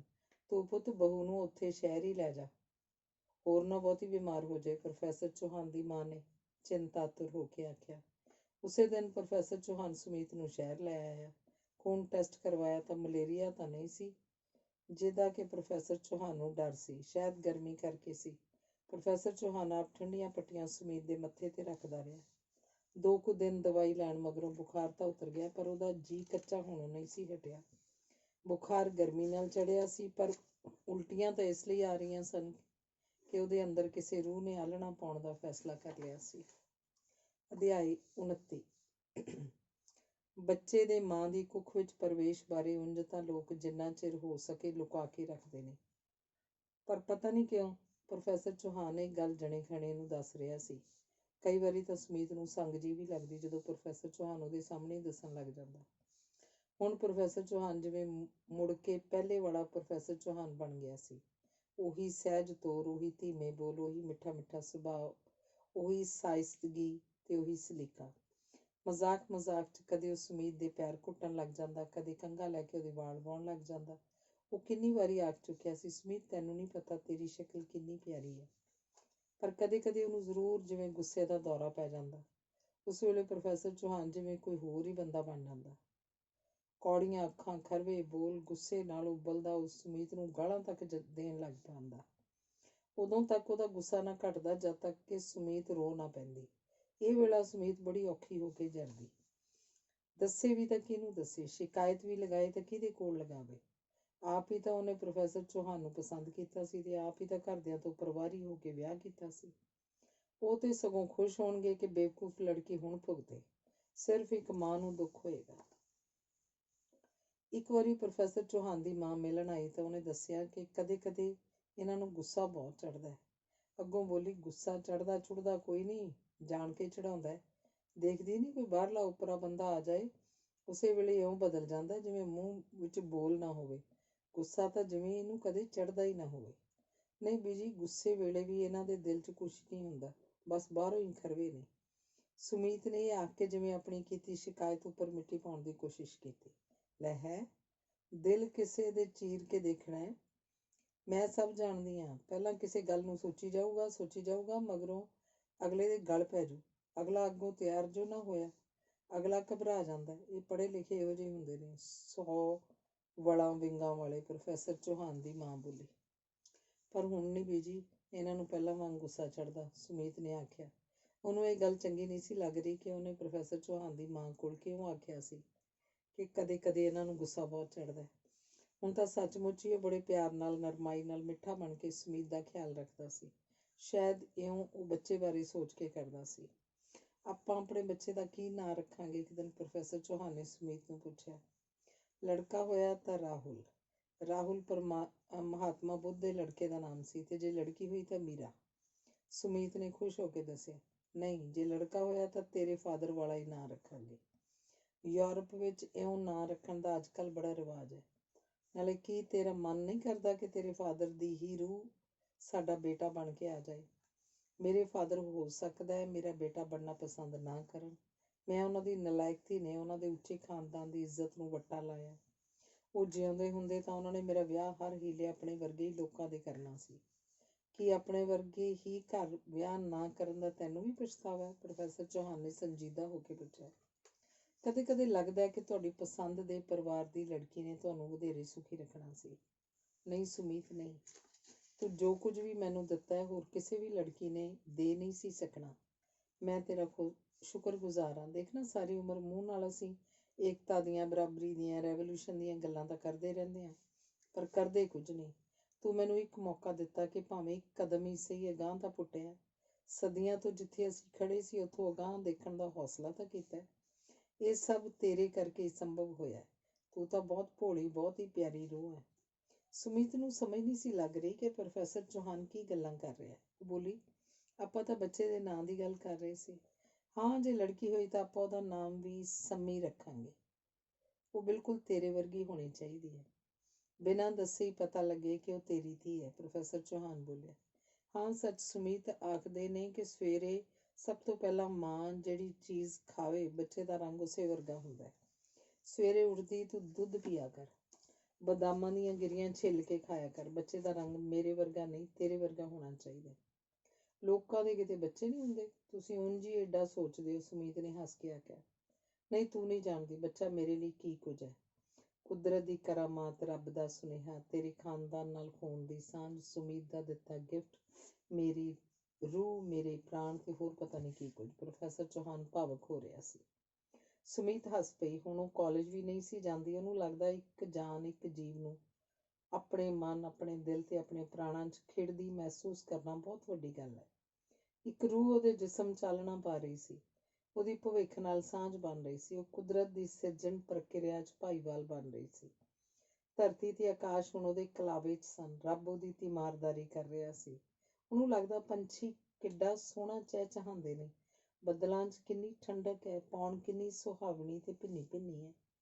ਪ੍ਰੋਫੈਸਰ ਚੌਹਾਨ, ਮੇਰੇ ਬੱਚੇ ਦਾ ਬਾਪ ਮੇਰੇ ਆਲੇ ਦੁਆਲੇ ਹੈ। ਜ਼ਿੰਦਗੀ ਕਿੱਡੀ ਖੂਬਸੂਰਤ ਹੈ। ਇਉਂ ਸੋਚਦੀ ਤਾਂ ਕਈ ਵਾਰ ਉਹਦਾ ਆਪਣੀ ਮਾਂ ਨੂੰ ਫੋਨ ਕਰਨ ਨੂੰ ਮਨ ਕੀਤਾ। ਆਪਣੇ ਭਾਈ ਦੇ ਮੋਢੇ ਨਾਲ ਲੱਗ ਕੇ ਮੁਸਕਰਾਉਣ ਨੂੰ ਮਨ ਕੀਤਾ, ਪਰ ਉਹਦਾ ਪ੍ਰੋਫੈਸਰ ਚੌਹਾਨ ਤੋਂ ਇਹ ਪੁੱਛਣ ਦਾ ਹੌਸਲਾ ਨਾ ਪਿਆ ਕਿ ਕੀ ਉਹ ਆਪਦੇ ਘਰ ਫੋਨ ਕਰ ਲਵੇ।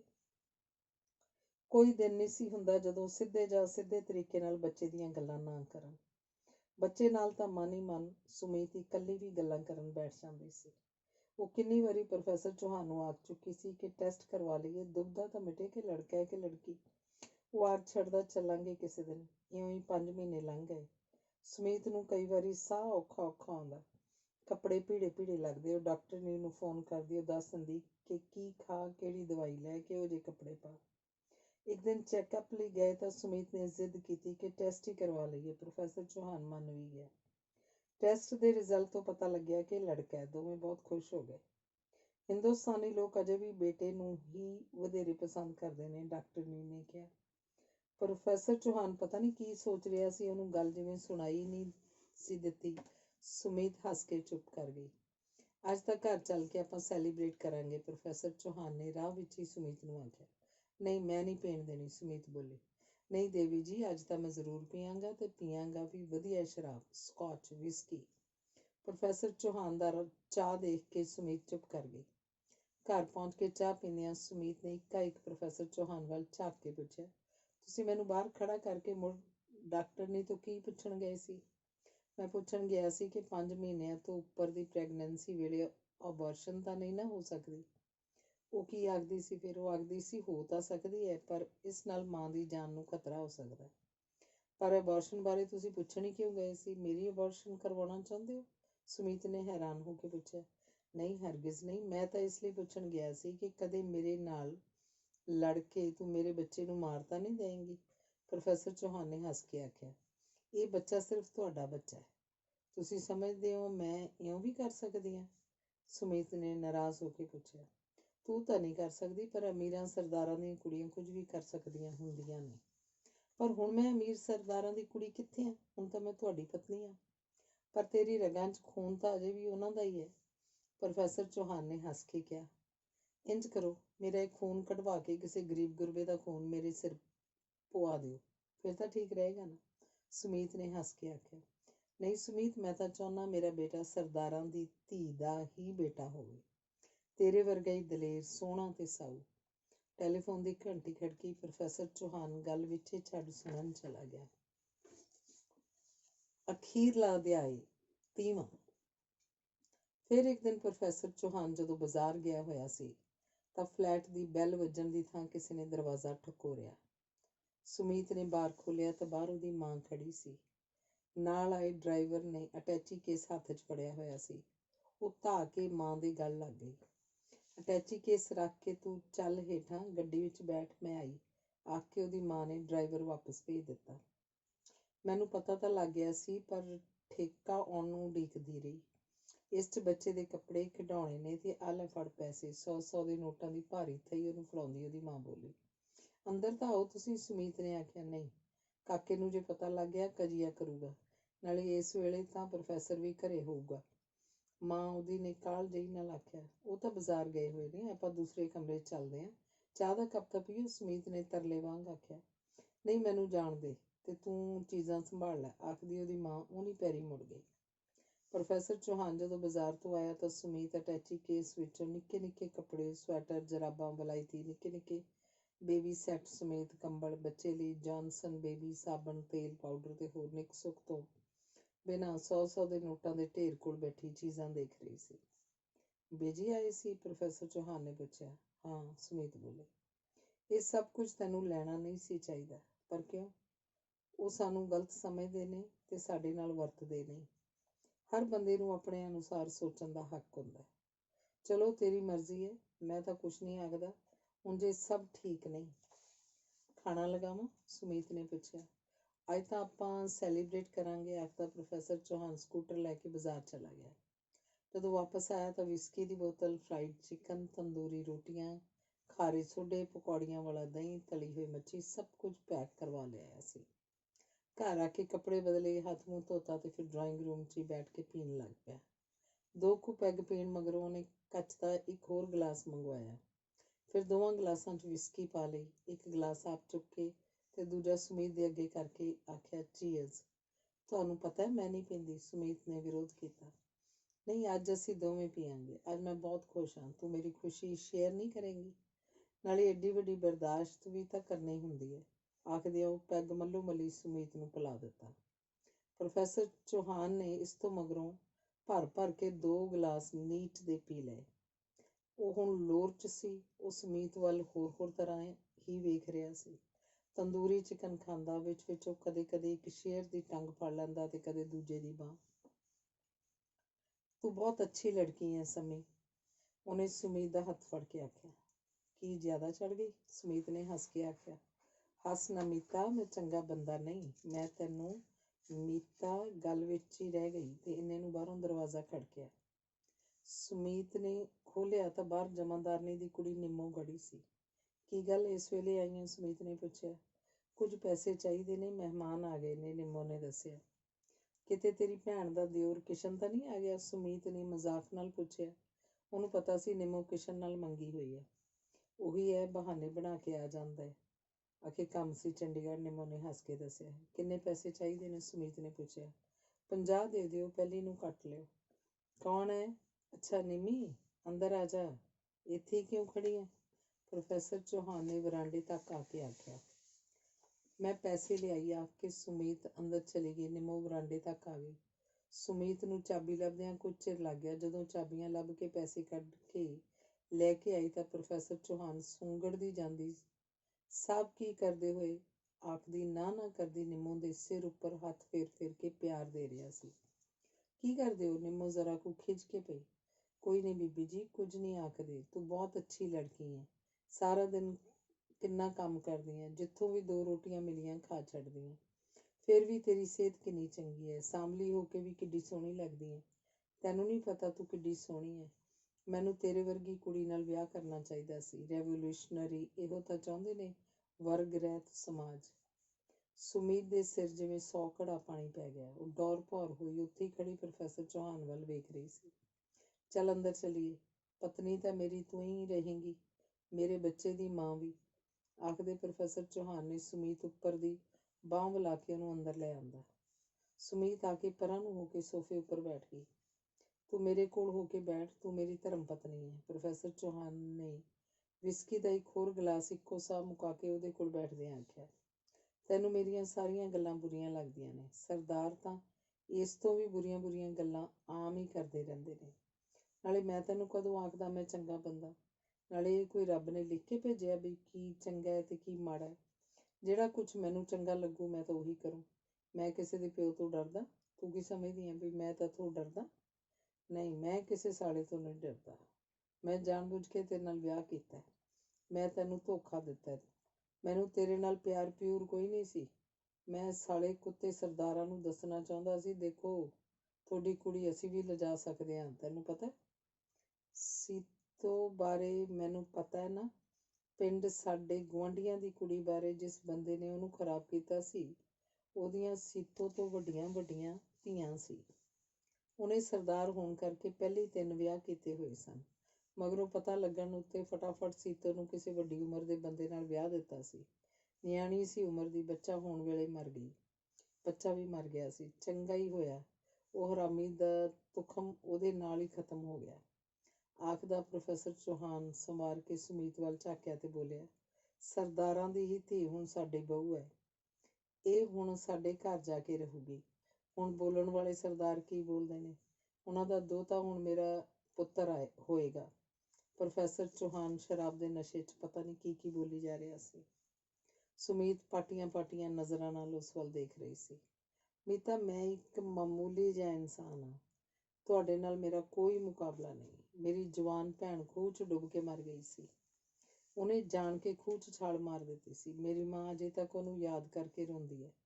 ਜਵਾਨੀ ਪਹਿਰੇ ਹੀ ਮੇਰੀ ਮਾਂ ਰੰਡੀ ਹੋ ਗਈ ਸੀ। ਜਦੋਂ ਡੁੱਬ ਕੇ ਮਰ ਗਈ ਤਾਂ ਆਖਦੇ ਨੇ ਮਾਂ ਖੇਤਾਂ 'ਚ ਰੋਂਦੀ ਫਿਰਦੀ ਹੁੰਦੀ ਸੀ, ਭੋਲੀ ਨੂੰ ਟੋਲਦੀ। ਮਸ਼ੀਨ 'ਤੇ ਕੱਪੜੇ ਸਿਉਂ ਨੇ ਮੈਨੂੰ ਪੜ੍ਹਾਇਆ ਤੇ 8ਵੀਂ 'ਚ ਮੈਨੂੰ ਵਜ਼ੀਫਾ ਮਿਲਣ ਲੱਗ ਪਿਆ। ਫੀਸ ਮੇਰੀ ਮਾਫ਼ ਸੀ। ਪਤਾ ਨਹੀਂ ਮੈਂ ਤੈਨੂੰ ਕੀ ਦੱਸਣ ਲੱਗਿਆ ਸੀ, ਗੱਲ ਵਿੱਚੇ ਭੁੱਲ ਗਈ ਹੈ, ਆਖਦਿਆਂ ਉਹ ਉਦਾਸ ਹੋ ਗਿਆ।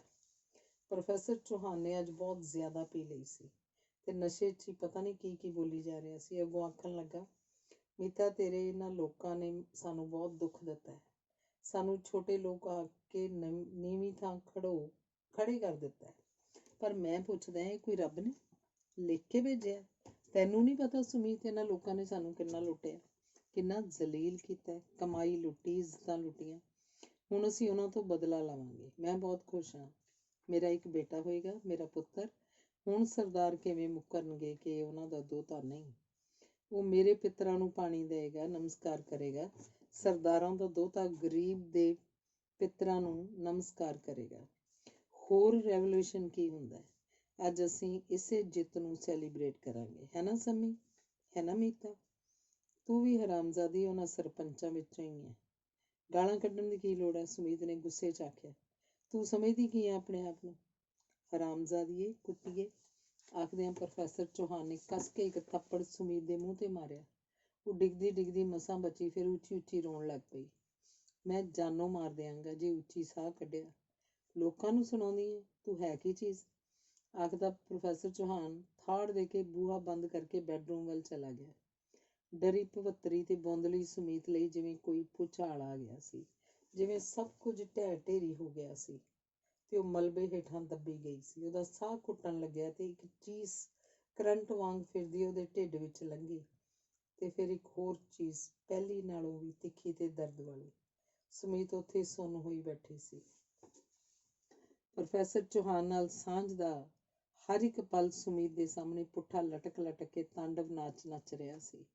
ਉਹਨੂੰ ਆਪਣੇ ਪਿਓ ਦਾਦੇ ਯਾਦ ਆਏ, ਉਹਨੂੰ ਆਪਣਾ ਭਰਾ ਯਾਦ ਆਇਆ ਜਿਹੜਾ ਅੱਜ ਕੱਲ੍ਹ ਮੁਲਕ ਹੀ ਛੱਡ ਕੇ ਚਲੇ ਜਾਣ ਦੀਆਂ ਤਿਆਰੀਆਂ ਕਰ ਰਿਹਾ ਸੀ। ਬਹੁਤ ਰਾਤ ਗਈ ਤੱਕ ਉੱਥੇ ਹੀ ਉਸੇ ਤਰ੍ਹਾਂ ਹੀ ਬੈਠੀ ਰਹੀ, ਕੁਝ ਵੀ ਨਾ ਸੋਚਦੀ ਹੋਈ। ਇੱਕ ਤਿੱਖਾ ਦਰਦ ਉਹਦੇ ਢਿੱਡ 'ਚ ਉੱਠਿਆ। ਉਹਨੇ ਦੋਵਾਂ ਹੱਥਾਂ ਨਾਲ ਢਿੱਡ ਨੂੰ ਘੁੱਟ ਲਿਆ। ਇਸ ਮਗਰੋਂ ਉਹਨੂੰ ਆਪਣੇ ਅੰਦਰੋਂ ਖੂਨ ਵਗਦਾ ਪ੍ਰਤੀਤ ਹੋਇਆ। ਉੱਠ ਕੇ ਬਾਥਰੂਮ ਗਈ। ਵਾਪਸ ਆ ਕੇ ਉਹਦੇ ਭੈਮਾਨ ਜਿਹੀ ਹੋ ਕੇ ਡਾਕਟਰ ਮਧੂ ਦੇ ਕਲੀਨਿਕ ਫੋਨ ਕੀਤਾ ਤੇ ਐਂਬੂਲੈਂਸ ਭੇਜ ਦੇਣ ਲਈ ਆਖਿਆ। 15 ਕੁ ਮਿੰਟ ਮਗਰੋਂ ਜਦੋਂ ਐਂਬੂਲੈਂਸ ਫਲੈਟ ਕੋਲ ਆ ਕੇ ਰੁਕੀ ਤਾਂ ਸੁਮੀਤ ਪਹਿਲਾਂ ਹੀ ਉੱਥੇ ਖੜੀ ਸੀ। ਕਲੀਨਿਕ ਪਹੁੰਚਣ ਉੱਪਰ ਡਾਕਟਰ ਮਧੂ ਨੇ ਦੇਖਿਆ ਕਿ ਖੂਨ ਬਹੁਤ ਵਗ ਰਿਹਾ। ਪ੍ਰੋਫੈਸਰ ਚੌਹਾਨ ਨਾਲ ਨਹੀਂ ਆਈ? ਉਹਨੇ ਪਤਾ ਨਹੀਂ ਕੀ ਸੋਚਦੀ ਨੇ ਆਖਿਆ। ਉਹਨੇ ਜ਼ਿਆਦਾ ਪੀ ਰੱਖੀ ਸੀ। ਸੁਮੀਤ ਨੇ ਬਸ ਇੰਨਾ ਹੀ ਆਖਿਆ। ਹੋਇਆ ਕੀ? ਕੱਲ ਤਾਂ ਤੁਸੀਂ ਮੇਰੇ ਕੋਲੋਂ ਚੰਗੇ ਭਲੇ ਚੈੱਕ ਕਰਵਾ ਕੇ ਗਈ ਸੀ, ਡਾਕਟਰ ਮਧੂ ਨੇ ਔੜ ਪੌੜ ਕਰਦੀ ਨੇ ਪੁੱਛਿਆ। ਸੁਮੀਤ ਨੇ ਕੋਈ ਉੱਤਰ ਨਾ ਦਿੱਤਾ। ਕੋਈ ਭਾਰੀ ਚੀਜ਼ ਚੁੱਕ ਲਈ ਕਿ ਕੁਝ ਗਲਤ ਖਾ ਲਿਆ? ਡਾਕਟਰਨੀ ਨੇ ਫਿਰ ਪੁੱਛਿਆ। ਸ਼ੌਕ ਲੱਗਿਆ। ਸੁਮੀਤ ਨੇ ਦਰਦ ਨਾਲ ਇਕੱਠੀ ਹੁੰਦੀ ਜਾਂਦੀ ਨੇ ਇੰਨਾ ਹੀ ਆਖਿਆ।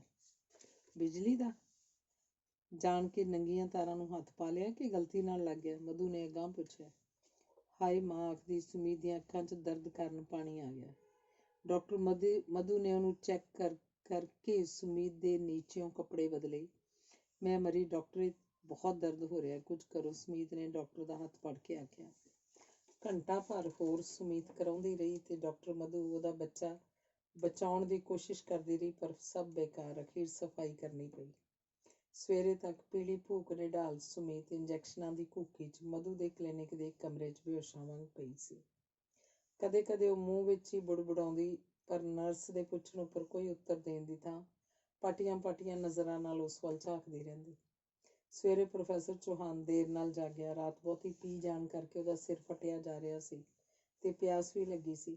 ਉਹ ਹੈਰਾਨ ਸੀ ਕਿ ਸੁਮੀਤ ਨੇ ਅੱਜ ਚਾਹ ਲਈ ਕਿਉਂ ਨਹੀਂ ਸੀ ਜਗਾਇਆ। ਸੁਪਨੇ ਵਾਂਗ ਉਹਨੂੰ ਰਾਤ ਵਾਲੀਆਂ ਗੱਲਾਂ ਯਾਦ ਆਈਆਂ। ਇਹ ਠੀਕ ਹੈ ਮੀਤਾ ਕਿ ਮੈਂ ਉਦੋਂ ਤੈਨੂੰ ਪਿਆਰ ਨਹੀਂ ਸੀ ਕਰਦਾ, ਪਰ ਹੁਣ ਬਹੁਤ ਕਰਦਾ। ਤੂੰ ਭਾਵੇਂ ਕੋਈ ਵੀ ਹੈ, ਕਿਸੇ ਵੀ ਘਰ ਦੀ ਲੜਕੀ ਹੈ, ਮੈਨੂੰ ਬਸ ਤੂੰ ਹੀ ਚਾਹੀਦੀ ਹੈ। ਹੁਣ ਮੈਂ ਤੇਰੇ ਬਿਨਾਂ ਨਹੀਂ ਰਹਿ ਸਕਦਾ। ਮਨ ਹੀ ਮਨ ਉਹ ਸੁਮੀਤ ਨਾਲ ਗੱਲਾਂ ਕਰ ਰਿਹਾ ਸੀ। ਉਹ ਉਡੀਕਦਾ ਰਿਹਾ ਕਿ ਸੁਮੀਤ ਚਾਹ ਲੈ ਕੇ ਆਏਗੀ। ਜਦੋਂ ਨਾ ਆਈ, ਉੱਠ ਕੇ ਰਸੋਈ ਵੱਲ ਗਿਆ। ਉੱਥੇ ਨਹੀਂ ਸੀ। ਉਹ ਗੁਸਲਖਾਨੇ 'ਚ ਵੀ ਨਹੀਂ ਸੀ। ਗੁਸਲਖਾਨੇ ਦਾ ਦਰਵਾਜ਼ਾ ਚੌੜ ਚਪੱਟ ਖੁੱਲ੍ਹਾ ਹੋਇਆ ਸੀ। ਉਹ ਡਰਾਇੰਗ ਰੂਮ 'ਚ ਗਿਆ। ਸੁਮੀਤ ਉੱਥੇ ਵੀ ਨਹੀਂ ਸੀ। ਕਿੱਥੇ ਜਾ ਸਕਦੀ ਹੈ? ਉਹਨੇ ਤੌਖਲੇ ਨਾਲ ਸੋਚਿਆ। ਉਹਨੇ ਬਾਰੀ ਵਿੱਚੋਂ ਬਾਹਰ ਦੂਰ ਤੱਕ ਸੜਕ 'ਤੇ ਨਜ਼ਰ ਮਾਰੀ। ਸੁਮੀਤ ਕਿਧਰੇ ਵੀ ਨਹੀਂ ਸੀ। ਨਾ ਦੁੱਧ ਪਵਾਉਂਦੀ ਤੇ ਨਾ ਹੀ ਸਬਜ਼ੀ ਖਰੀਦਦੀ। ਉਹ ਕਾਹਲੀ ਨਾਲ ਕੱਪੜੇ ਬਦਲ ਕੇ ਘਰ ਤੋਂ ਬਾਹਰ ਆ ਗਿਆ। ਉਹ ਆਪਣੇ ਦਿਮਾਗ ਉੱਪਰ ਸੋਚਣ ਦੀ ਕੋਸ਼ਿਸ਼ ਕਰ ਰਿਹਾ ਸੀ ਕਿ ਰਾਤੀ ਉਹਨੇ ਸੁਮੀਤ ਨੂੰ ਕੀ ਕੁਝ ਆਖ ਦਿੱਤਾ ਸੀ। ਪ੍ਰੋਫੈਸਰ ਚੌਹਾਨ ਨੂੰ ਕਿਸੇ ਕੋਲੋਂ ਪੁੱਛਦਿਆਂ ਵੀ ਅਜੀਬ ਲੱਗਦਾ ਸੀ ਕਿ ਸੁਮੀਤ ਕਿੱਥੇ ਚਲੀ ਗਈ। ਸਾਰਾ ਦਿਨ ਉਹ ਪਾਗਲਾਂ ਵਾਂਗ ਇੱਧਰ ਉੱਧਰ ਭਟਕਦਾ ਰਿਹਾ ਕਿ ਹੁਣੇ ਸੁਮੀਤ ਕਿੱਧਰੋਂ ਦਿਸ ਪਏਗੀ। ਆਥਣੇ ਪਤਾ ਨਹੀਂ ਕਿਵੇਂ ਉਹਨੂੰ ਡਾਕਟਰ ਮਧੂ ਦਾ ਖਿਆਲ ਆ ਗਿਆ। ਫੋਨ ਕਰਨ ਦੀ ਥਾਂ ਉਹਦੇ ਕਲੀਨਿਕ ਵਿੱਚ ਚਲਾ ਗਿਆ। ਜਾ ਕੇ ਡਾਕਟਰ ਮਧੂ ਨੂੰ ਮਿਲਿਆ। ਸੌਰੀ ਪ੍ਰੋਫੈਸਰ ਸਾਹਿਬ, ਅਸੀਂ ਬੱਚੇ ਨੂੰ ਨਹੀਂ ਬਚਾ ਸਕੇ। ਜਦੋਂ ਡਾਕਟਰ ਮਧੂ ਨੇ ਆਖਿਆ, ਪ੍ਰੋਫੈਸਰ ਚੌਹਾਨ ਲਈ ਜਿਵੇਂ ਅਸਮਾਨ ਡੋਲ ਗਏ। ਪਰ ਉਹਨੇ ਸੰਭਲਦਿਆਂ ਉਤਾਵਲੇ ਮੂੰਹ ਨਾਲ ਪੁੱਛਿਆ, ਸੁਮੀਤ ਦਾ ਕੀ ਹਾਲ ਹੈ? ਤੁਹਾਡੇ ਲਈ ਇੱਕ ਚਿੱਠੀ ਛੱਡ ਗਈ ਹੈ। ਆਖਦਿਆਂ ਡਾਕਟਰ ਨੇ ਆਪਣੇ ਮੇਜ਼ ਤੋਂ ਚੁੱਕ ਕੇ ਇੱਕ ਬੰਦ ਲਿਫਾਫਾ ਉਹਨੂੰ ਫੜਾ ਦਿੱਤਾ। ਕੰਬਦੇ ਹੱਥਾਂ ਨਾਲ ਪ੍ਰੋਫੈਸਰ ਚੌਹਾਨ ਨੇ ਉਹ ਖੋਲ੍ਹਿਆ। ਲਿਖਿਆ ਸੀ, ਪ੍ਰੋਫੈਸਰ ਸਾਹਿਬ, ਆਪਣੇ ਬਾਰੇ ਰਾਤੀ ਜੋ ਕੁਝ ਤੁਸੀਂ ਦੱਸਿਆ ਉਹ ਮੈਨੂੰ ਵਿਆਹ ਤੋਂ ਪਹਿਲਾਂ ਹੀ ਪਤਾ ਸੀ। ਇਹੀ ਨਾ ਕਿ ਤੁਸੀਂ ਛੋਟੀ ਕਿਰਸਾਨੀ ਤੇ ਗਰੀਬ ਘਰ ਵਿੱਚੋਂ ਸੀ ਤੇ ਤੁਹਾਡੇ ਫਾਦਰ ਨੂੰ ਕਤਲ ਕੇਸ 'ਚ ਫਾਂਸੀ ਲੱਗੀ ਸੀ, ਪਰ ਇਹ ਸਭ ਗੱਲਾਂ ਮੈਂ ਆਪਣੀ ਮੁਹੱਬਤ ਤੋਂ ਛੋਟੀਆਂ ਸਮਝੀਆਂ ਸਨ। ਮੈਨੂੰ ਲੱਗਦਾ ਸੀ ਕਿ ਗੋਤ, ਜਾਤ, ਗਰੀਬੀ, ਅਮੀਰੀ ਜਾਂ ਚੰਗੇ ਮਾੜੇ ਨਹੀਂ ਹੁੰਦੇ, ਸਗੋਂ ਬੰਦੇ ਉੱਚੇ ਨੀਵੇਂ ਤੇ ਚੰਗੇ ਮਾੜੇ ਹੁੰਦੇ ਨੇ। ਪਰ ਤੁਸੀਂ ਇਹ ਸਭ ਸਮਝ ਨਹੀਂ ਸਕੇ। ਜੇ ਤੁਸੀਂ ਵਿਆਹ ਮੇਰੇ ਨਾਲ ਮੁਹੱਬਤ ਕਰਕੇ ਨਹੀਂ ਸੀ ਕੀਤਾ, ਫਿਰ ਤਾਂ ਇਹ ਵਿਭਚਾਰ ਹੋਇਆ। ਮੈਂ ਵਿਭਚਾਰ ਦੀ ਜ਼ਿੰਦਗੀ ਹੋਰ ਨਹੀਂ ਜੀ ਸਕਦੀ। ਤੁਹਾਡੇ ਲਈ ਮੈਂ ਅੱਜ ਤੋਂ ਮਰ ਚੁੱਕੀ ਹਾਂ। ਮੇਰਾ ਪਿੱਛਾ ਨਾ ਕਰਨਾ, ਸੁਮੀਤ। ਚਿੱਠੀ ਮੁਕਾ ਕੇ ਉਹ ਡਾਕਟਰ ਮਧੂ ਵੱਲ ਝਾਕਿਆ।